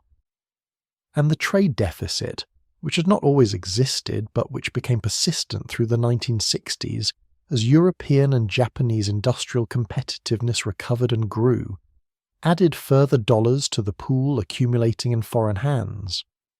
By the mid-1960s, the total of foreign-held dollar claims on American gold exceeded the total of American gold available to satisfy those claims. The bank had issued more receipts than it held deposits. The system was, in the language of finance, technically insolvent, not in any immediate crisis-generating sense, since the insolvency only mattered if everyone tried to convert at once, but in the structural sense that the promise underlying the system could not, in fact, be fully kept. The London Gold Pool was an attempt to manage the symptoms of this situation. Formed in 1961 by the United States and 7 European central banks, Britain, West Germany, France, Italy, Belgium, the Netherlands and Switzerland, the pool's purpose was to stabilise the price of gold in the London gold market at $35 an ounce. If the private price of gold rose above $35, it would signal that private market participants believed the dollar's gold value would eventually be reduced, that a devaluation was coming, and that they could profit by holding gold rather than dollars. Such a signal, widely noticed and widely believed, could accelerate exactly the dynamic it reflected. A rush to convert dollars to gold that would deplete American reserves and force the very devaluation the market was anticipating. The pool worked by committing member central banks to intervene in the London gold market whenever the price threatened to rise above the official level, selling gold from their combined reserves to absorb the buying pressure and keep the price anchored at $35. In calmer periods, when private demand for gold was modest, the pool could even accumulate gold by buying on the market when prices dipped below $35. The arrangement held through the early 1960s, but by 1967 the pressures were intensifying. The dollar's weakness was becoming more evident. The cost of the Vietnam War was increasingly visible in the American balance of payments. The British pound came under severe speculative pressure in November 1967 and was ultimately devalued by 14%, an event that shook confidence in the broader system of fixed parities and sent private buyers rushing toward gold. The London gold pool found itself selling enormous quantities of gold to absorb the demand, and the gold was coming primarily from American reserves. France had withdrawn from the London gold pool in June 1967, citing its opposition to American monetary policy. The French withdrawal reduced the pool's capacity and signalled that not all its founding members shared the same commitment to maintaining the existing parities. When the pressure on gold intensified in the aftermath of the sterling devaluation, the remaining pool members faced the choice of continuing to sell gold at a pace that would exhaust their reserves or acknowledging that the defence of the $35 price was no longer tenable. In March of 1968, the situation reached a crisis. Gold buying in London reached volumes that the pool could not sustainably accommodate. In the single week ending March 15th, the pool sold $300 million worth of gold, an extraordinary quantity for that era. The London gold market was closed, the first such closure since the Second World War. The participating central banks convened in Washington and made a decision that effectively ended the London gold pool. They would no longer intervene to hold the price at $35 in the private market. What emerged from that Washington meeting was the two-tier gold market. Official transactions between central banks would continue at the official $35 price. Private market transactions would be allowed to find their own level, free of central bank intervention. The fiction of a single gold price, maintained by collective action, was abandoned. The private gold price immediately rose above $35, reflecting what private market participants had long since concluded, that the official price was artificially low, that gold was worth more than the Bretton Woods System claimed, and that the gap between the two prices was a measure of the system's underlying fragility.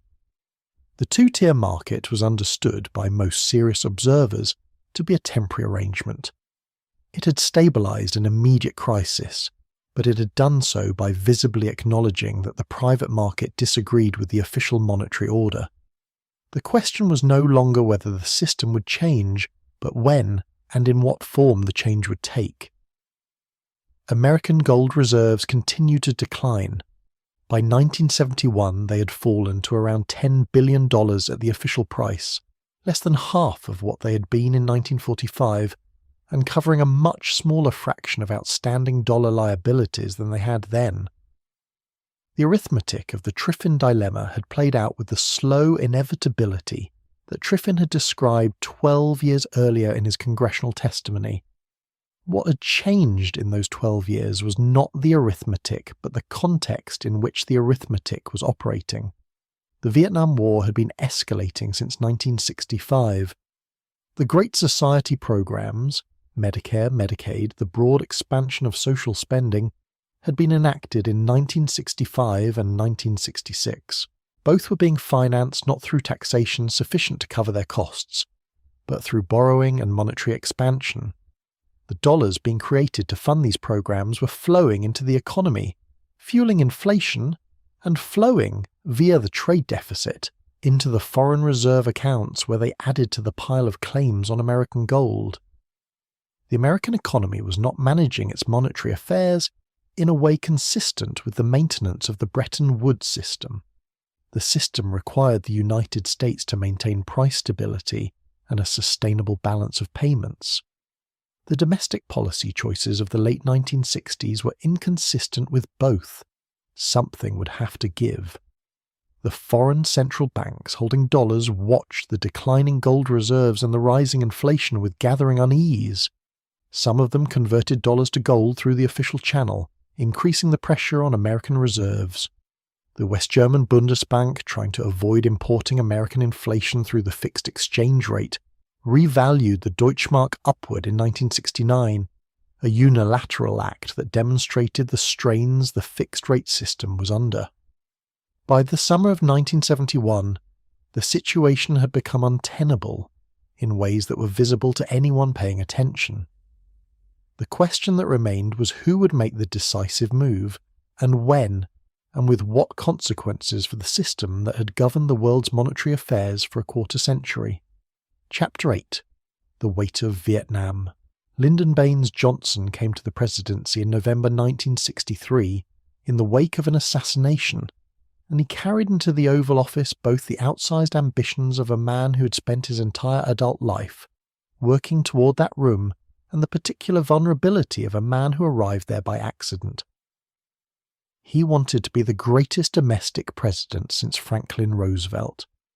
He wanted to build the Great Society, a transformed America in which poverty would be eradicated, civil rights would be enforced, education and health care would be available to all, and the democratic promise of the country would finally be extended to those it had historically excluded. He also increasingly wanted to win a war in Southeast Asia that he had inherited from his predecessor, and that he believed, with the particular stubbornness of a man who feared the political cost of losing more than he feared the human cost of continuing, he could not afford to lose. The two ambitions were not necessarily incompatible. The United States had the largest economy in the world. It had been growing steadily for more than a decade. Its federal revenues were substantial and growing. In principle, a country with America's resources could have financed both the domestic programs Johnson envisioned and the military escalation he approved without generating the inflationary pressure that would undermine the Bretton Woods System. The condition on which that possibility rested was tax. To finance both guns and butter, the phrase that became the shorthand for Johnson's dilemma, without inflation, the government needed revenue sufficient to cover its expenditures. In the mid-1960s, those revenues were not forthcoming, because Johnson made the political calculation that the American public would not support a tax increase large enough to fund both the war and the Great Society simultaneously, and that the political coalition he needed to pass his domestic programs would fracture if he was seen to be trading social spending for war financing. Johnson was not ignorant of the economic consequences of his choice. His council of economic advisers warned him repeatedly that the combination of large deficits and an accommodative monetary policy would produce inflation. His Treasury Secretary Henry Fowler understood the implications for the dollar's position in the international monetary system. The warnings were heard and, for reasons of political calculation and a perhaps excessive confidence in the resilience of the American economy, set aside. The decision not to raise taxes adequately was not made all at once. It was made, as large policy mistakes often are incrementally, through a series of choices each of which seemed manageable in isolation. Defense appropriations increased. Social program appropriations increased. Tax revenues increased with the growing economy, but not enough to cover the expanding expenditures. The gap was financed through borrowing, and through the accommodative monetary policy of a Federal Reserve that was, in those years, more deferential to presidential preference than it would later learn to be. The money supply grew. Prices began to rise. American goods became more expensive relative to foreign goods, which contributed to the deterioration of the trade balance. Imports grew as American consumers found foreign goods competitive in price and quality. Exports grew more slowly as American producers found their cost base rising relative to foreign competitors whose currencies were pegged lower against the dollar. The inflation of the late 1960s was not spectacular by the standards of what would come in the 1970s. Consumer prices rose at roughly 3 to 4% annually through 1967 and 1968, uncomfortable but not alarming in isolation. What made it alarming in the context of the Bretton Woods system was the combination of rising domestic prices and a fixed exchange rate. Under Bretton Woods, the dollar could not depreciate against other currencies without a formal agreement to change the official parity. So American inflation was absorbed in part by the foreign economies whose currencies were pegged to the dollar, imported through the fixed exchange rate into countries that had not generated the inflation themselves and did not want it. The West Germans in particular found this arrangement increasingly objectionable. The Bundesbank, whose institutional memory included the hyperinflation of the early 1920s that had devastated the German middle class and contributed to the conditions in which National Socialism had grown, maintained an almost theological commitment to price stability, being required by the mechanics of the fixed exchange rate to absorb American inflation was, for the German monetary authorities, something between an inconvenience and an offence against the natural order.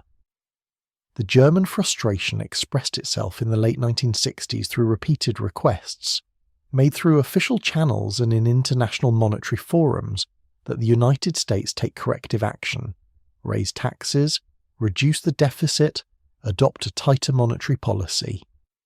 The requests were made with diplomatic courtesy and received with diplomatic acknowledgement. The policy changes they requested were slow in coming and smaller in magnitude than the Germans believed necessary. The gap between what the United States was willing to do and what its trading partners believed was necessary for the system's stability was a measure of the political economy of the Bretton Woods era. The system depended on the self-restraint of the country at its centre, and self-restraint in domestic economic policy has rarely been a durable feature of democratic governance. The year 1968 brought a convergence of pressures that made the fragility of the system impossible to ignore. The Tet Offensive in January demonstrated that the war in Vietnam was far from the conclusion that official American optimism had suggested. The gold crisis in March that ended the London gold pool demonstrated that the financial markets had lost confidence in the dollar's gold parity. The political assassinations of Martin Luther King Jr. in April and Robert Kennedy in June, and the turbulent Democratic Convention in Chicago in August, demonstrated that American society was under strains that went well beyond monetary policy. Johnson announced in March 1968 that he would not seek re-election. The war, the gold crisis, and the domestic divisions had made the political cost of continuing too high. He spent the remainder of his term trying to negotiate a peace settlement that eluded him, and watching the monetary system he had helped to undermine continue its slow deterioration. Richard Nixon won the 1968 election, promising to end the war in Vietnam and restore order to a country that felt itself to be coming apart. On monetary policy, he had no particular views at his inauguration. It was not an area in which he had cultivated expertise, and the Treasury officials who briefed him on the international monetary situation conveyed the complexity without necessarily conveying the urgency. The first 2 years of his administration were occupied with the gradual and contentious process of reducing American military involvement in Vietnam. Vietnamization, the policy was called, and with the domestic economic management of an economy that was, by 1969 and 1970, beginning to show both inflation and recession simultaneously. Stagflation, the simultaneous presence of stagnant growth and rising inflation, was, according to the economic models of the time, not supposed to be possible.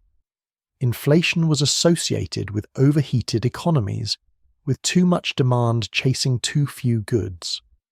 Recession was associated with deficient demand. The two were supposed to alternate, not coincide.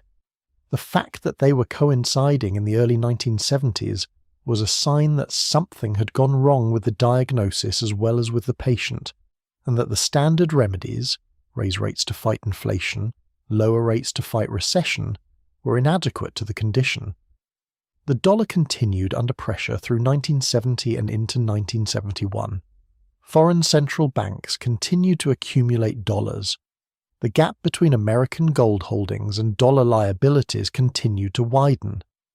Speculators in the currency markets, who had become increasingly sophisticated in their reading of the international monetary situation, began to take substantial short positions against the dollar, betting, in effect, that the official parity between the dollar and gold, and between the dollar and other currencies, would eventually have to be revised downward. In May 1971, the West German government took the dramatic step of allowing the Deutschmark to float, to find its own exchange rate against the dollar rather than maintaining the official parity. The Dutch guilder followed. The move reflected a refusal by the German authorities to continue absorbing American inflation through the fixed exchange rate, a refusal, in other words, to continue the subsidy that the exorbitant privilege required. The float of the Deutschmark was a seismic event in the history of the Bretton Woods System. It demonstrated that a major participant in the system was willing to act unilaterally rather than continue to bear costs it found unjust. It demonstrated that the fixed exchange rates at the centre of the Bretton Woods design were, for practical purposes, already broken, maintained where they were maintained by increasingly heroic efforts of central bank intervention, rather than by the underlying fundamentals of the economies they were supposed to reflect. By the summer of 1971, the endgame was approaching. The question was no longer whether the Bretton Woods system would change, but how. In an orderly, negotiated fashion that preserved some continuity with the post-war monetary order, or in a sudden, unilateral fashion that would shock the world's financial markets and the Allied governments who had built their economic policies around the assumption of dollar stability. The answer, as it turned out, would come on a Sunday night in August, in a conference room at Camp David, Maryland, where the President of the United States and his closest economic advisors would make, in the space of a single weekend, a decision that ended one era of the world's monetary history and began another. Chapter 9. Nixon's Sunday Night Camp. David sits in the Catoctin Mountain Park of western Maryland, about 60 miles north of Washington, amid hardwood forests that in August are dense and green, and full of the particular stillness of places that have been deliberately removed from the ordinary world. It has served as a presidential retreat since Franklin Roosevelt, who called it Shangri-La. Dwight Eisenhower renamed it for his grandson. Subsequent presidents have found in its relative isolation no telephone calls can reach you there that you have not already authorized. A quality of separation from the permanent emergency of Washington that is, for the presidency, a rare and necessary thing. The physical setting of Camp David is modest by the standards of the decisions made within it. The cabins are comfortable rather than grand. The dining room is functional rather than ceremonial. The paths between buildings wind through the trees with the informality of a country retreat, not the formality of a seat of power. This is, of course, part of its appeal. It is a place where the normal protocols of the presidency can be slightly relaxed, where the proximity of trees and the absence of tourists and press cameras create a quality of privacy that the White House cannot provide. On the afternoon of Friday, August 13, 1971, President Nixon arrived at Camp David, accompanied by a small group of advisors. The group included Treasury Secretary John Connally, a former Texas governor and one of the most forceful personalities in Nixon's cabinet. It included Paul Volcker, the Undersecretary of the Treasury for International Monetary Affairs, a tall, spare economist who would later go on to lead the Federal Reserve. It included George Shultz, the Director of the Office of Management and Budget. It included Herbert Stein, Chairman of the Council of Economic Advisers, and Arthur Burns, the Federal Reserve Chairman, and a handful of other senior officials. They had been brought to Camp David to make a decision that Nixon had been approaching for months, and that circumstances had now made urgent. The immediate trigger was a report that Britain had approached the Federal Reserve Bank of New York to convert $3 billion of British dollar reserves into gold, a legal exercise of the right that every central bank held under the Bretton Woods agreements, but one that, at that moment, with American gold reserves at around $10 billion and the total of foreign dollar liabilities many times that figure, would have been a body blow to confidence in the dollar's gold convertibility. Nixon had been briefed extensively on the international monetary situation. He was not by inclination or background an economist. His preferred domain was foreign policy and geopolitical strategy. But he grasped the essential dynamics with the clarity of a man who understood power and its constraints. The system as it stood was untenable. The dollar was overvalued. Foreign governments were accumulating claims on American gold that America could not honour if they were all presented simultaneously. The question was not whether the system needed to change, but how to change it in a way that served American interests and did not catastrophically damage the alliances and institutions that American foreign policy depended upon. The discussion at Camp David over the weekend of August 13th and 14 was, by accounts of those present, intense and remarkably candid. John Connally, whose instinct was to lead with strength and deal with the diplomatic consequences afterward, argued for a bold unilateral move: close the gold window, suspend the dollar's convertibility into gold, and let the exchange rates of other currencies adjust upward against the dollar, which was the economic equivalent of a dollar devaluation. The move would be announced without prior consultation with Allied governments, without advance warning to the international financial markets, as a fait accompli that others would have to accept and adapt to. Volcker, more steeped in the international monetary architecture and more conscious of its diplomatic dimensions, was more cautious. He worried about the damage to Allied relationships. He worried about the legal and institutional implications of suspending a convertibility that was the cornerstone of the Bretton Woods agreements. He preferred a more gradual approach, more consultation, more time to prepare the ground internationally.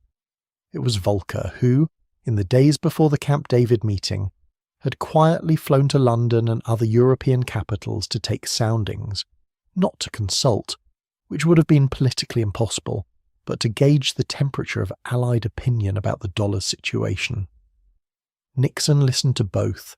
He understood Connally's argument about the dynamics of power, that in international negotiations, as in domestic ones, the party that moves first sets the terms that others must respond to, and that America's position in the monetary system was strong enough that it could afford to dictate terms rather than negotiate them. He also understood that the alliances and institutions were genuinely valuable, and that their damage should be minimized. What he decided over the course of that weekend was something closer to Connally's position than to Volcker's. America would act unilaterally. America would move on its own schedule. The announcement would be made before the foreign exchange markets opened on Monday morning, giving Allied governments no time to react before the fact was accomplished. The diplomatic repair work would be done afterward. The decision was wrapped in a broader economic policy package that was designed, partly, to provide domestic political cover. Nixon announced, along with the suspension of gold convertibility, a 90-day freeze on wages and prices to combat inflation, a temporary 10% surcharge on imports to improve the trade balance, and a package of domestic tax incentives designed to stimulate investment. The overall presentation was framed not as a retreat, but as a new economic policy, an assertion of American initiative rather than a confession of American failure. The speech was scheduled for Sunday evening, August 15th at 9 o'clock Eastern Time. The timing was chosen with care. Sunday evening would allow the announcement to be made after the European markets had closed for the weekend and before they opened on Monday morning. American markets were also closed on Sunday. The announcement would land in a world where markets could not immediately respond, giving governments and institutions a few hours to absorb the news before the trading day began. Nixon spoke for 18 minutes. He framed the suspension of gold convertibility as a defensive act against international monetary speculators, the money changers, in the biblical language he occasionally reached for, rather than as an acknowledgement of the systemic pressures that had made the move necessary. He spoke of the strong American economy and the nation's resolve to maintain its leadership.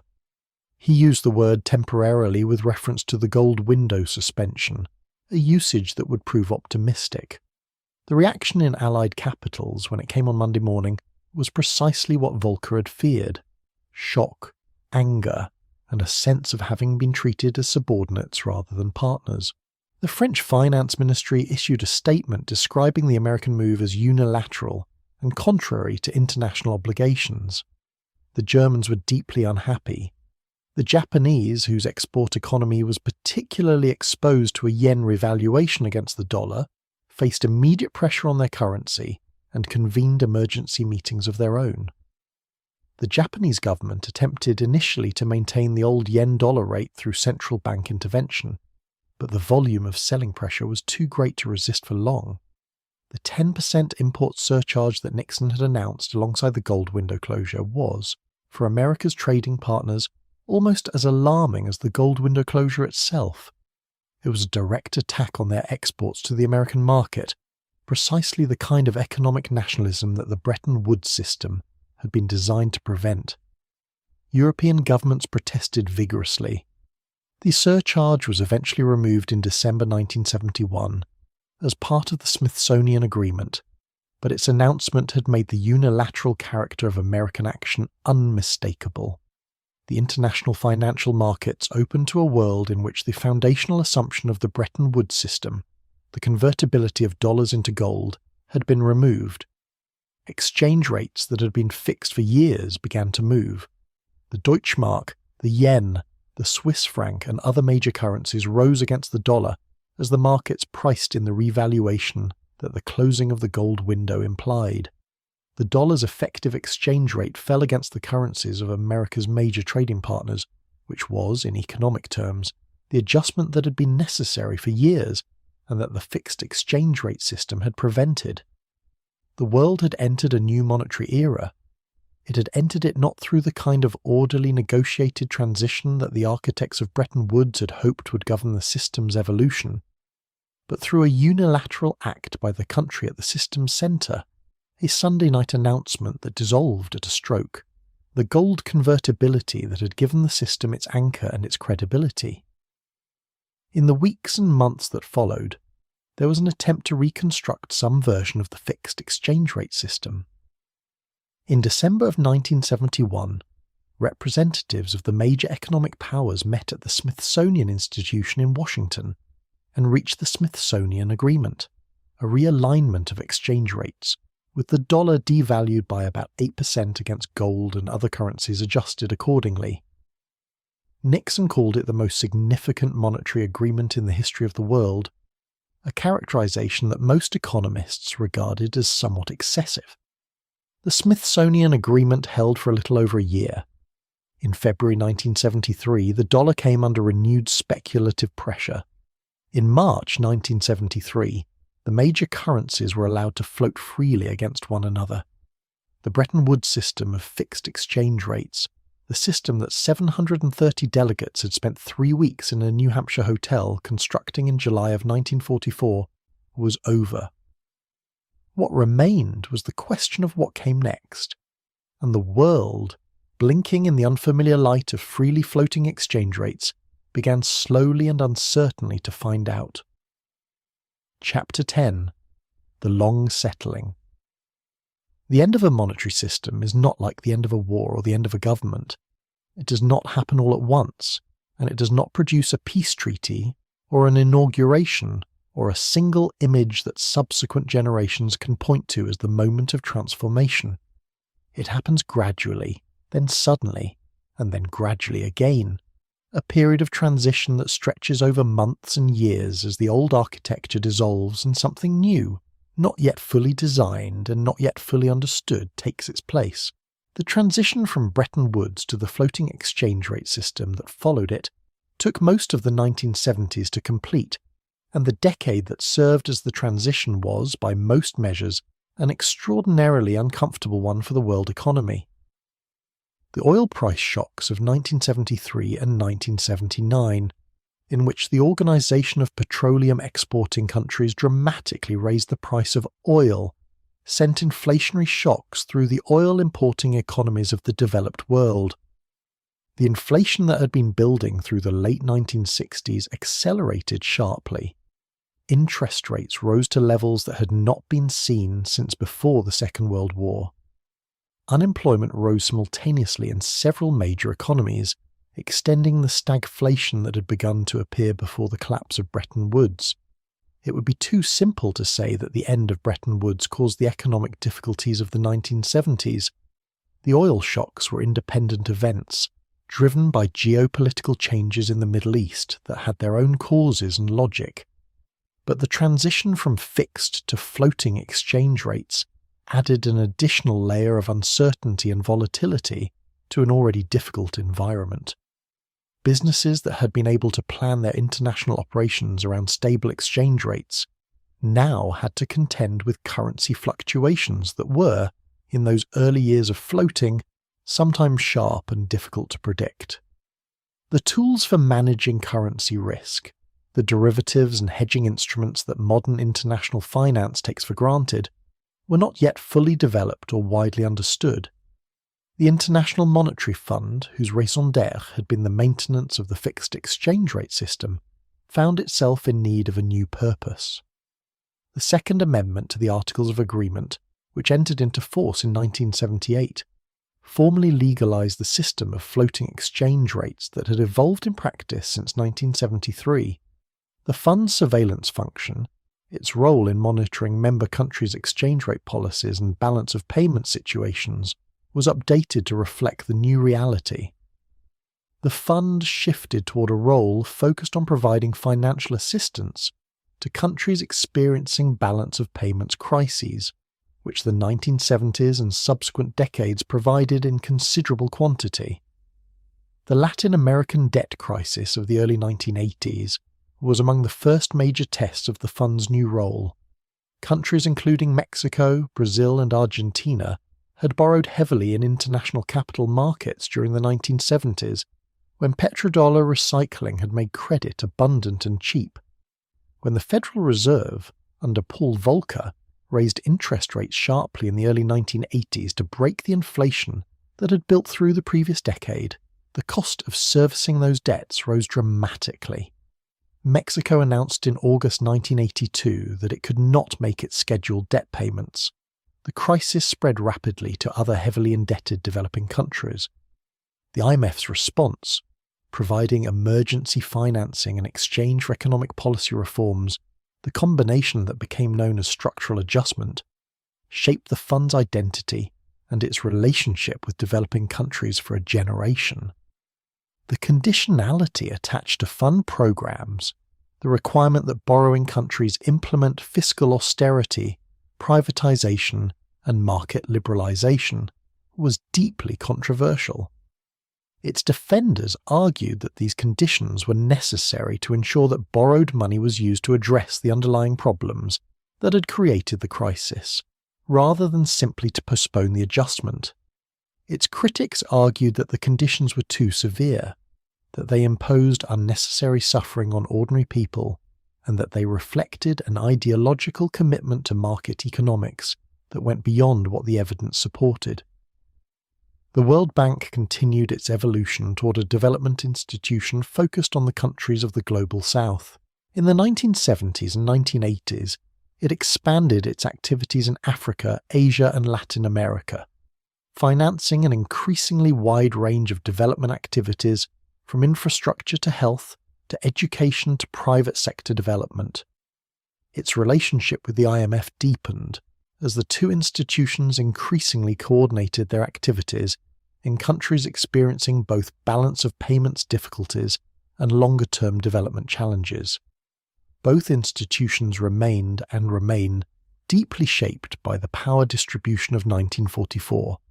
The United States retains the largest single voting share in both the IMF and the World Bank, and retains the informal convention by which an American leads the World Bank and a European leads the IMF. These arrangements have been the subject of persistent criticism from the developing world, which constitutes the majority of the institution's members, but holds a minority of the voting power. The argument that the institution's governance should reflect the world as it is rather than the world as it was in 1944 has gained force as the economic weight of Asia, Africa, and Latin America has grown. The institutions have responded with incremental reforms, increasing the voting shares of emerging market and developing countries, without fundamentally altering the basic architecture of power. The dollar, meanwhile, proved to be more durable than many observers in the immediate aftermath of Nixon's announcement had expected. The end of its gold convertibility had removed the formal mechanism that gave it its privileged position, but the informal mechanisms, the network effects of a world in which oil was priced in dollars, in which the deepest and most liquid financial markets were American, in which the largest and most sophisticated institutional investors held dollar assets, proved remarkably persistent. The dollar's share of global foreign exchange reserves declined from its Bretton Woods peak, but remained the largest single share by a substantial margin. The euro, when it was created in 1999, was widely expected to emerge as a genuine competitor to the dollar's reserve currency status. It increased its share of global reserves significantly in its first decade, but the dollar's dominance proved more resilient than many predicted. As of the early decades of the 21st century, the dollar's share of global reserves remained above 60%, lower than in the Bretton Woods era, but still representing a form of dollar centrality that would have been recognizable, if perhaps surprising in its persistence, to Harry Dexter White. The Triffin dilemma, which had identified the structural contradiction at the heart of the Bretton Woods system, has not gone away with that system's end. In a world of floating exchange rates and dollar reserve currency status, the United States still provides the world's primary reserve asset, and doing so still requires it to run balance of payments deficits. The dollar's reserve currency status has been maintained not by a formal agreement to convert dollars into gold, but by the de facto reality of American financial market depth, institutional quality, and geopolitical centrality. Whether this arrangement is stable in the very long run is a question that economists and policymakers continue to debate. China's rise as an economic power has been accompanied by a gradual internationalization of the renminbi, with efforts to establish it as a reserve currency used in international transactions. The SDR, the IMF's synthetic reserve unit, has been periodically proposed as an alternative to dollar dominance. Various arrangements for bilateral currency swaps between central banks have reduced the dependence of some countries on dollar liquidity in times of stress.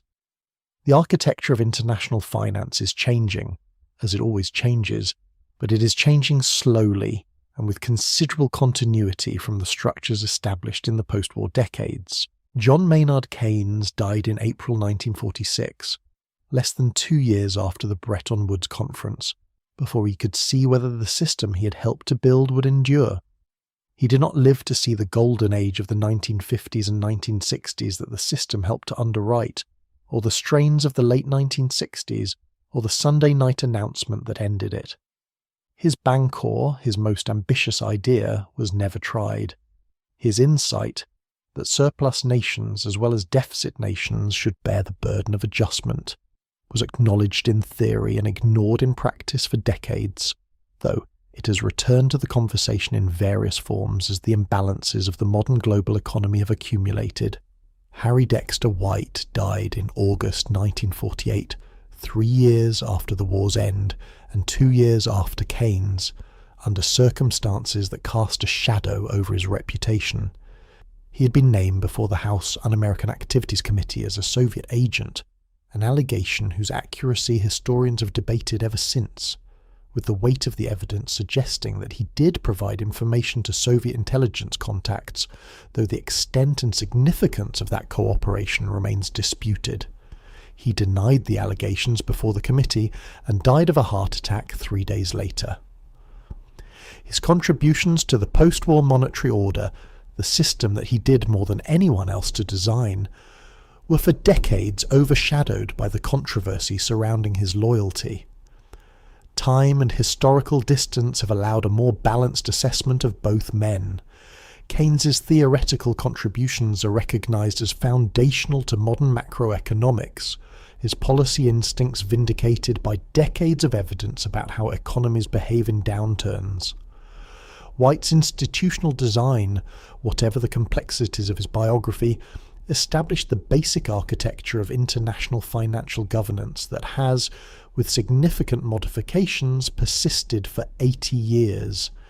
The Mount Washington Hotel still stands in the White Mountains of New Hampshire. It has been restored and operates as a resort, catering to the same combination of mountain scenery and grand interior spaces that made it an appropriate setting for a conference of world historical significance. The ballroom where the plenary sessions were held still has its high ceiling and its chandeliers. The corridors still have their amber light and their worn centre carpets. Guests who know the history of the place walk through it with a particular consciousness, aware that in these rooms, in July of 1944, something was decided that shaped the economic lives of billions of people across the subsequent decades. History does not usually announce itself in the moment of its making. The delegates who gathered in that hotel knew they were doing something important, but they could not have known precisely how important, or in what ways the thing they built would endure and in what ways it would fail. They worked in the conditions available to them, the knowledge they had, the power distributions they faced, the political constraints of their time, and they produced something that worked well enough for long enough to matter. That is perhaps the most that can be said of any human institution. It worked well enough for long enough to matter, and when it stopped working, when the forces that it could not anticipate or contain finally overcame the architecture that had held them, it left behind institutions and habits of cooperation and frameworks for conversation that outlasted the system itself. The global financial crisis of 2008 demonstrated with some force that the post-Bretton Woods world of floating exchange rates and liberalised capital flows had not solved the problem of financial instability. It had simply changed its form. The crisis that began in American mortgage markets spread through the global financial system with the speed and thoroughness of an epidemic in a highly connected world. The same interconnection that had transmitted the Credit and Stoltz collapse around the world in 1931. Now operating at a pace and scale that would have been unimaginable to the delegates gathered in New Hampshire. The IMF, the G20 and the central banks of the major economies responded with a coordination that, for all its imperfections, prevented the 2008 crisis from becoming a second Great Depression. The institutions of post-war international economic cooperation, for all their limitations, turned out to matter. The Bretton Woods era is over. The world it built is still, in its bones, the world we live in. A note on the history. The Bretton Woods System did not emerge from a vacuum. It was the product of decades of accumulated experience with monetary disorder, of scholarly analysis conducted in university libraries and central bank research departments, and of the particular historical moment of the Second World War, which created conditions for international cooperation that had not existed before and would not fully exist again. The intellectual foundations of what was built at Bretton Woods lay in the economic debates of the interwar period, debates that were carried on in the pages of academic journals, in government memoranda, in the testimony before parliamentary committees, and in the conversations of economists who moved between the academy and the corridors of policy. These debates had a distinctive quality. They were conducted by people who could see the consequences of monetary disorder in the world around them, not as a theoretical possibility, but as a lived reality. The unemployed lines outside the labour exchanges, the farmers losing their land, the banks closing their doors, these were not abstractions. They were the human cost of monetary failure, visible and present and demanding explanation. The analysis of that failure converged by the late 1930s on several conclusions that would shape the Bretton Woods design. The first was that competitive currency devaluations and the associated trade restrictions were not a zero-sum game. They were a negative-sum game, in which all participants lost more than any of them gained. The second was that the adjustment mechanism of the classical gold standard, deflation in deficit countries, was politically unsustainable in democratic societies that had extended the franchise and in which working people had organisations capable of resisting wage reductions. The third was that some form of international coordination would be necessary to prevent the repetition of the interwar experience, and that such coordination would require institutions with rules and enforcement mechanisms, not merely the informal cooperation of the pre-1914 era. The negotiating history of the Bretton Woods agreements, the 2 years of Anglo-American discussions that preceded the conference, and the 3 weeks of multilateral negotiation at the conference itself, has been extensively documented by historians. The documents are voluminous. The Treasury files on both sides of the Atlantic contain thousands of pages of drafts, memoranda, cables, and meeting notes. The picture that emerges from this documentation is one of genuine intellectual engagement and genuine political conflict, with the two sometimes difficult to distinguish from each other. The historical literature on Bretton Woods has grown substantially over the decades since 1944, as successive generations of scholars have found in the story new angles of interest: the international monetary history, the intellectual history of economic thought, the diplomatic history of the wartime alliance, the institutional history of the IMF and World Bank, and the political economy of dollar dominance. The most comprehensive recent account is Ben Steele's The Battle of Bretton Woods, published in 2013, which draws on newly available archival materials to reconstruct the negotiations with unusual detail and to assess the significance of the controversies surrounding Harry Dexter White's intelligence connections. There is also a substantial literature on the economics of the period, the academic analysis of how the Bretton Woods system actually functioned, where it succeeded, and where it failed. Barry Eichengreen's Golden Fetters examine the interwar monetary system that preceded Bretton Woods, and his Global Imbalances and the Lessons of Bretton Woods analyse the system's functioning and legacy. Robert Triffin's own writings, particularly his 1960 book Gold and the Dollar Crisis, laid out the dilemma that bears his name with the clarity that only the original theorist can bring to an idea. Milton Gilbert's quest for world monetary order provided a central banker's view of the system's internal workings. These are not light reading, but they reward the effort they require for the person who wants to understand not just the story, but the mechanics of the system the story is about. The IMF and World Bank that emerged from Bretton Woods have themselves changed substantially over the 8 decades of their existence.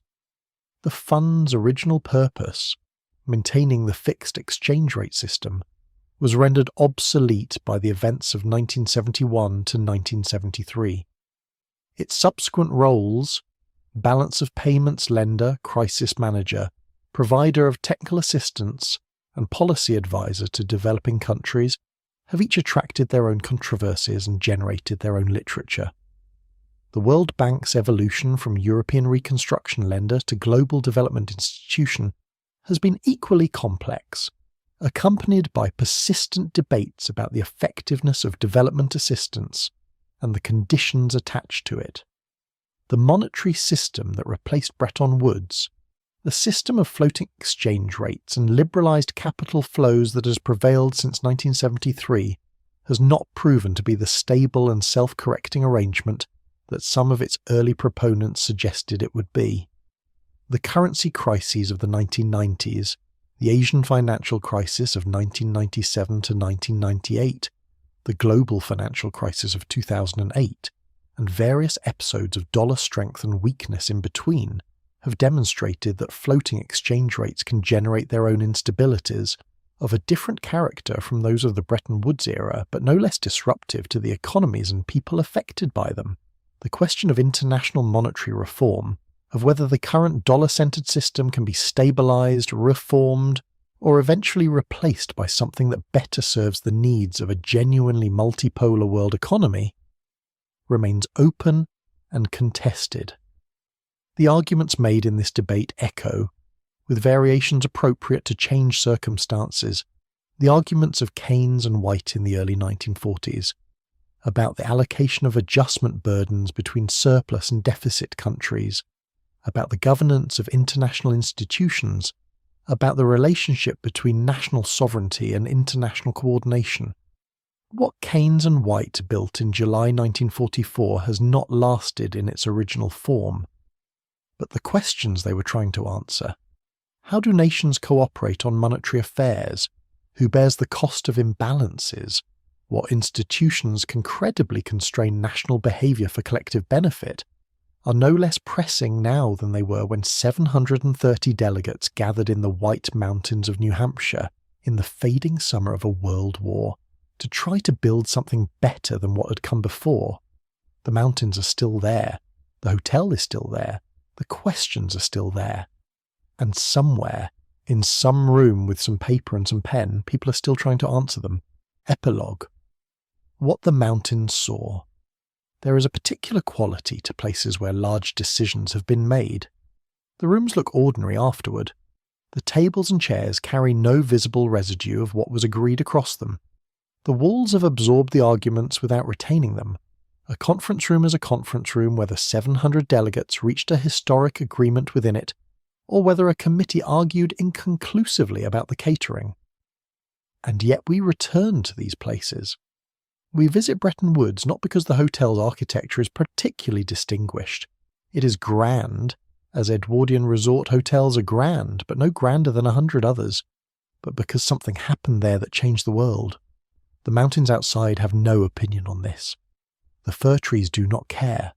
The granite below does not record the footfalls of the delegates, or the sound of the typewriters, or the particular quality of the July light in 1944 when the delegates gathered for the final signing. But we care.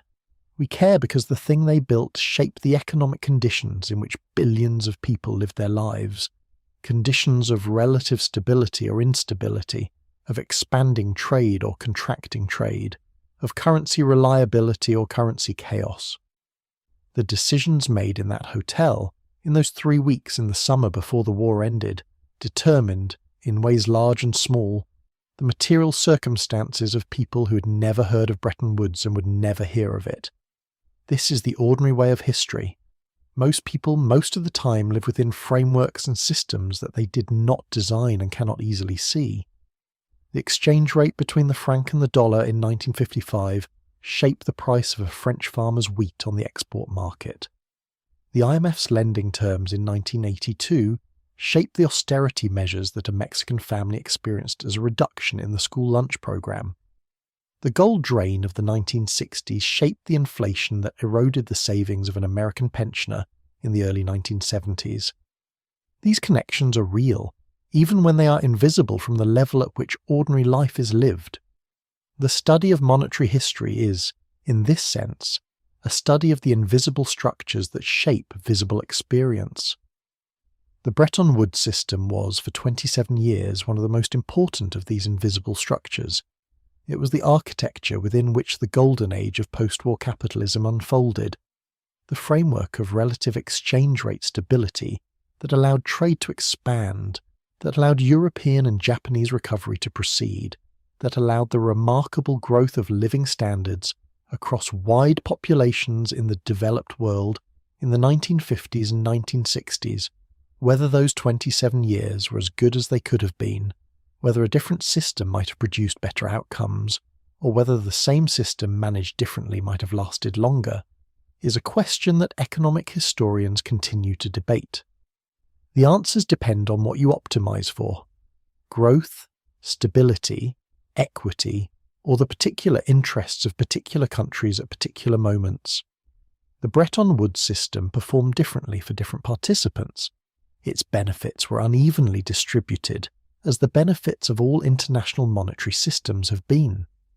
What seems clear, looking back, is that the architects of Bretton Woods accomplished something genuinely difficult. They persuaded sovereign nations with deeply different interests and deeply different perspectives on the role of international institutions to agree on a common framework for monetary relations and to maintain that framework, imperfectly and with increasing strain, for a generation. The achievement was not perfect and it was not permanent, but the world before 1944 had demonstrated, with considerable force, that imperfect and impermanent beats chaotic and destructive. The floating exchange rate system that has prevailed since 1973 is not Bretton Woods. It has its own rules and its own institutions and its own patterns of stability and instability. It has produced its own crises and its own golden periods. It has been managed, to varying degrees of success, by the G7 and then the G20, by the IMF in its post-Bretton Woods incarnation, by the Bank for International Settlements, and by the informal cooperation of major central banks in moments of acute stress. The dollar remains at the centre of this system, though its centrality is less formal and less explicitly guaranteed than it was under Bretton Woods. The yuan is rising, the euro is established, the special drawing rights basket has expanded, The architecture is changing incrementally and without a single dramatic moment, in ways that would not have surprised Keynes or White, both of whom understood that monetary systems, like all human institutions, are subject to the relentless pressure of changed circumstances. It is late evening now in whatever room you're in. The story of the Bretton Woods System, its construction and its operation and its ending and its legacy, has been told in the unhurried way that such stories deserve, slowly, with attention to the texture of the moments that made it, with care for the human beings whose decisions and ambitions and failures shaped an era. The delegates have gone home. The gold has been revalued. The window is closed. The exchange rates are floating. The mountains are quiet. That is enough for tonight. If you are drifting now, let yourself go. Subscribe so the next story is waiting when you return. Sleep well. Outro. The long quiet. The mountains outside the hotel are still there. They were there before the conference, and they are there after it, and they will be there when all of us who know the story are long gone. The presidentials do not care about exchange rates. The fir trees do not care about reserve currencies. The bedrock of New Hampshire, 400 million years old, was not altered by what happened in the ballroom above it. And yet the ballroom mattered. The conversation mattered. The long nights and the quiet mornings and the two men with their papers and their visions and their competing understandings of what the world needed, all of it mattered, in the way that human effort toward a common purpose almost always matters, even when the outcome falls short of the intention. You're in that corridor again, the one with the amber light and the worn carpet and the sound of the piano very softly somewhere further down. The mountains are blue in the evening. The air is cool.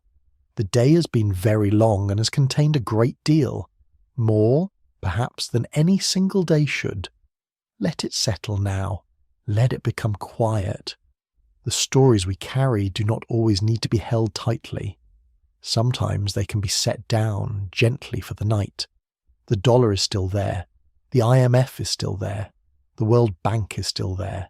The questions that Keynes and White wrestled with, how nations cooperate, who bears the burden of adjustment, what gives money its value, are still there, still being argued over in conference rooms and central banks and economics seminars around the world. But those arguments are for tomorrow, or for next week, or for the version of you that has slept and rested and returned to the world with fresh eyes. For now, let the amber light be enough. Let the mountains be enough. Let the slow, unhurried telling of an old story be the last thing you carry into the dark. There is a particular mercy in stories that have endings, not the false endings of fiction, where all threads are neatly gathered, but the real endings of history, the kind where something that was built with great effort and great intention runs its course and is replaced by something else, something not yet fully designed, something still being worked out in the rooms where serious people gather with their papers and their disagreements and their imperfect understanding of what comes next. The Bretton Woods System had that kind of ending. It ran its course. It left behind institutions that persist, habits of cooperation that outlasted the specific arrangement that generated them, and a set of questions that have not stopped being asked. That is, by any reasonable measure, a successful ending. The conference is over. The delegates have gone home. The hotel is settling into its between-season quiet. The staff moving softly through the corridors, the summer air cooling toward night. In the great ballroom, the chairs are empty and the lights are low, and the high ceiling holds the silence the way a cathedral holds it, not as absence, but as a kind of fullness. Outside, the mountains are doing what mountains do, existing without effort, indifferent and permanent, older than any human arrangement. The fir trees are breathing. The granite is waiting. The stars are coming out above the presidential range, one by one, in the order they have always come out, in the sequence no human being decided and no institution administers. This is the world that existed before the conference, and after it, and around it. The world that the financial architecture was meant to serve. The actual world of soil and weather and the biological needs of living things and the deep human need for safety and sufficiency and the occasional evening of remarkable quiet. Sleep now. The world built something once in a mountain hotel at the end of a great war. It held for a generation. It left behind institutions that persist. It asked questions that remain worth asking. That is enough for tonight.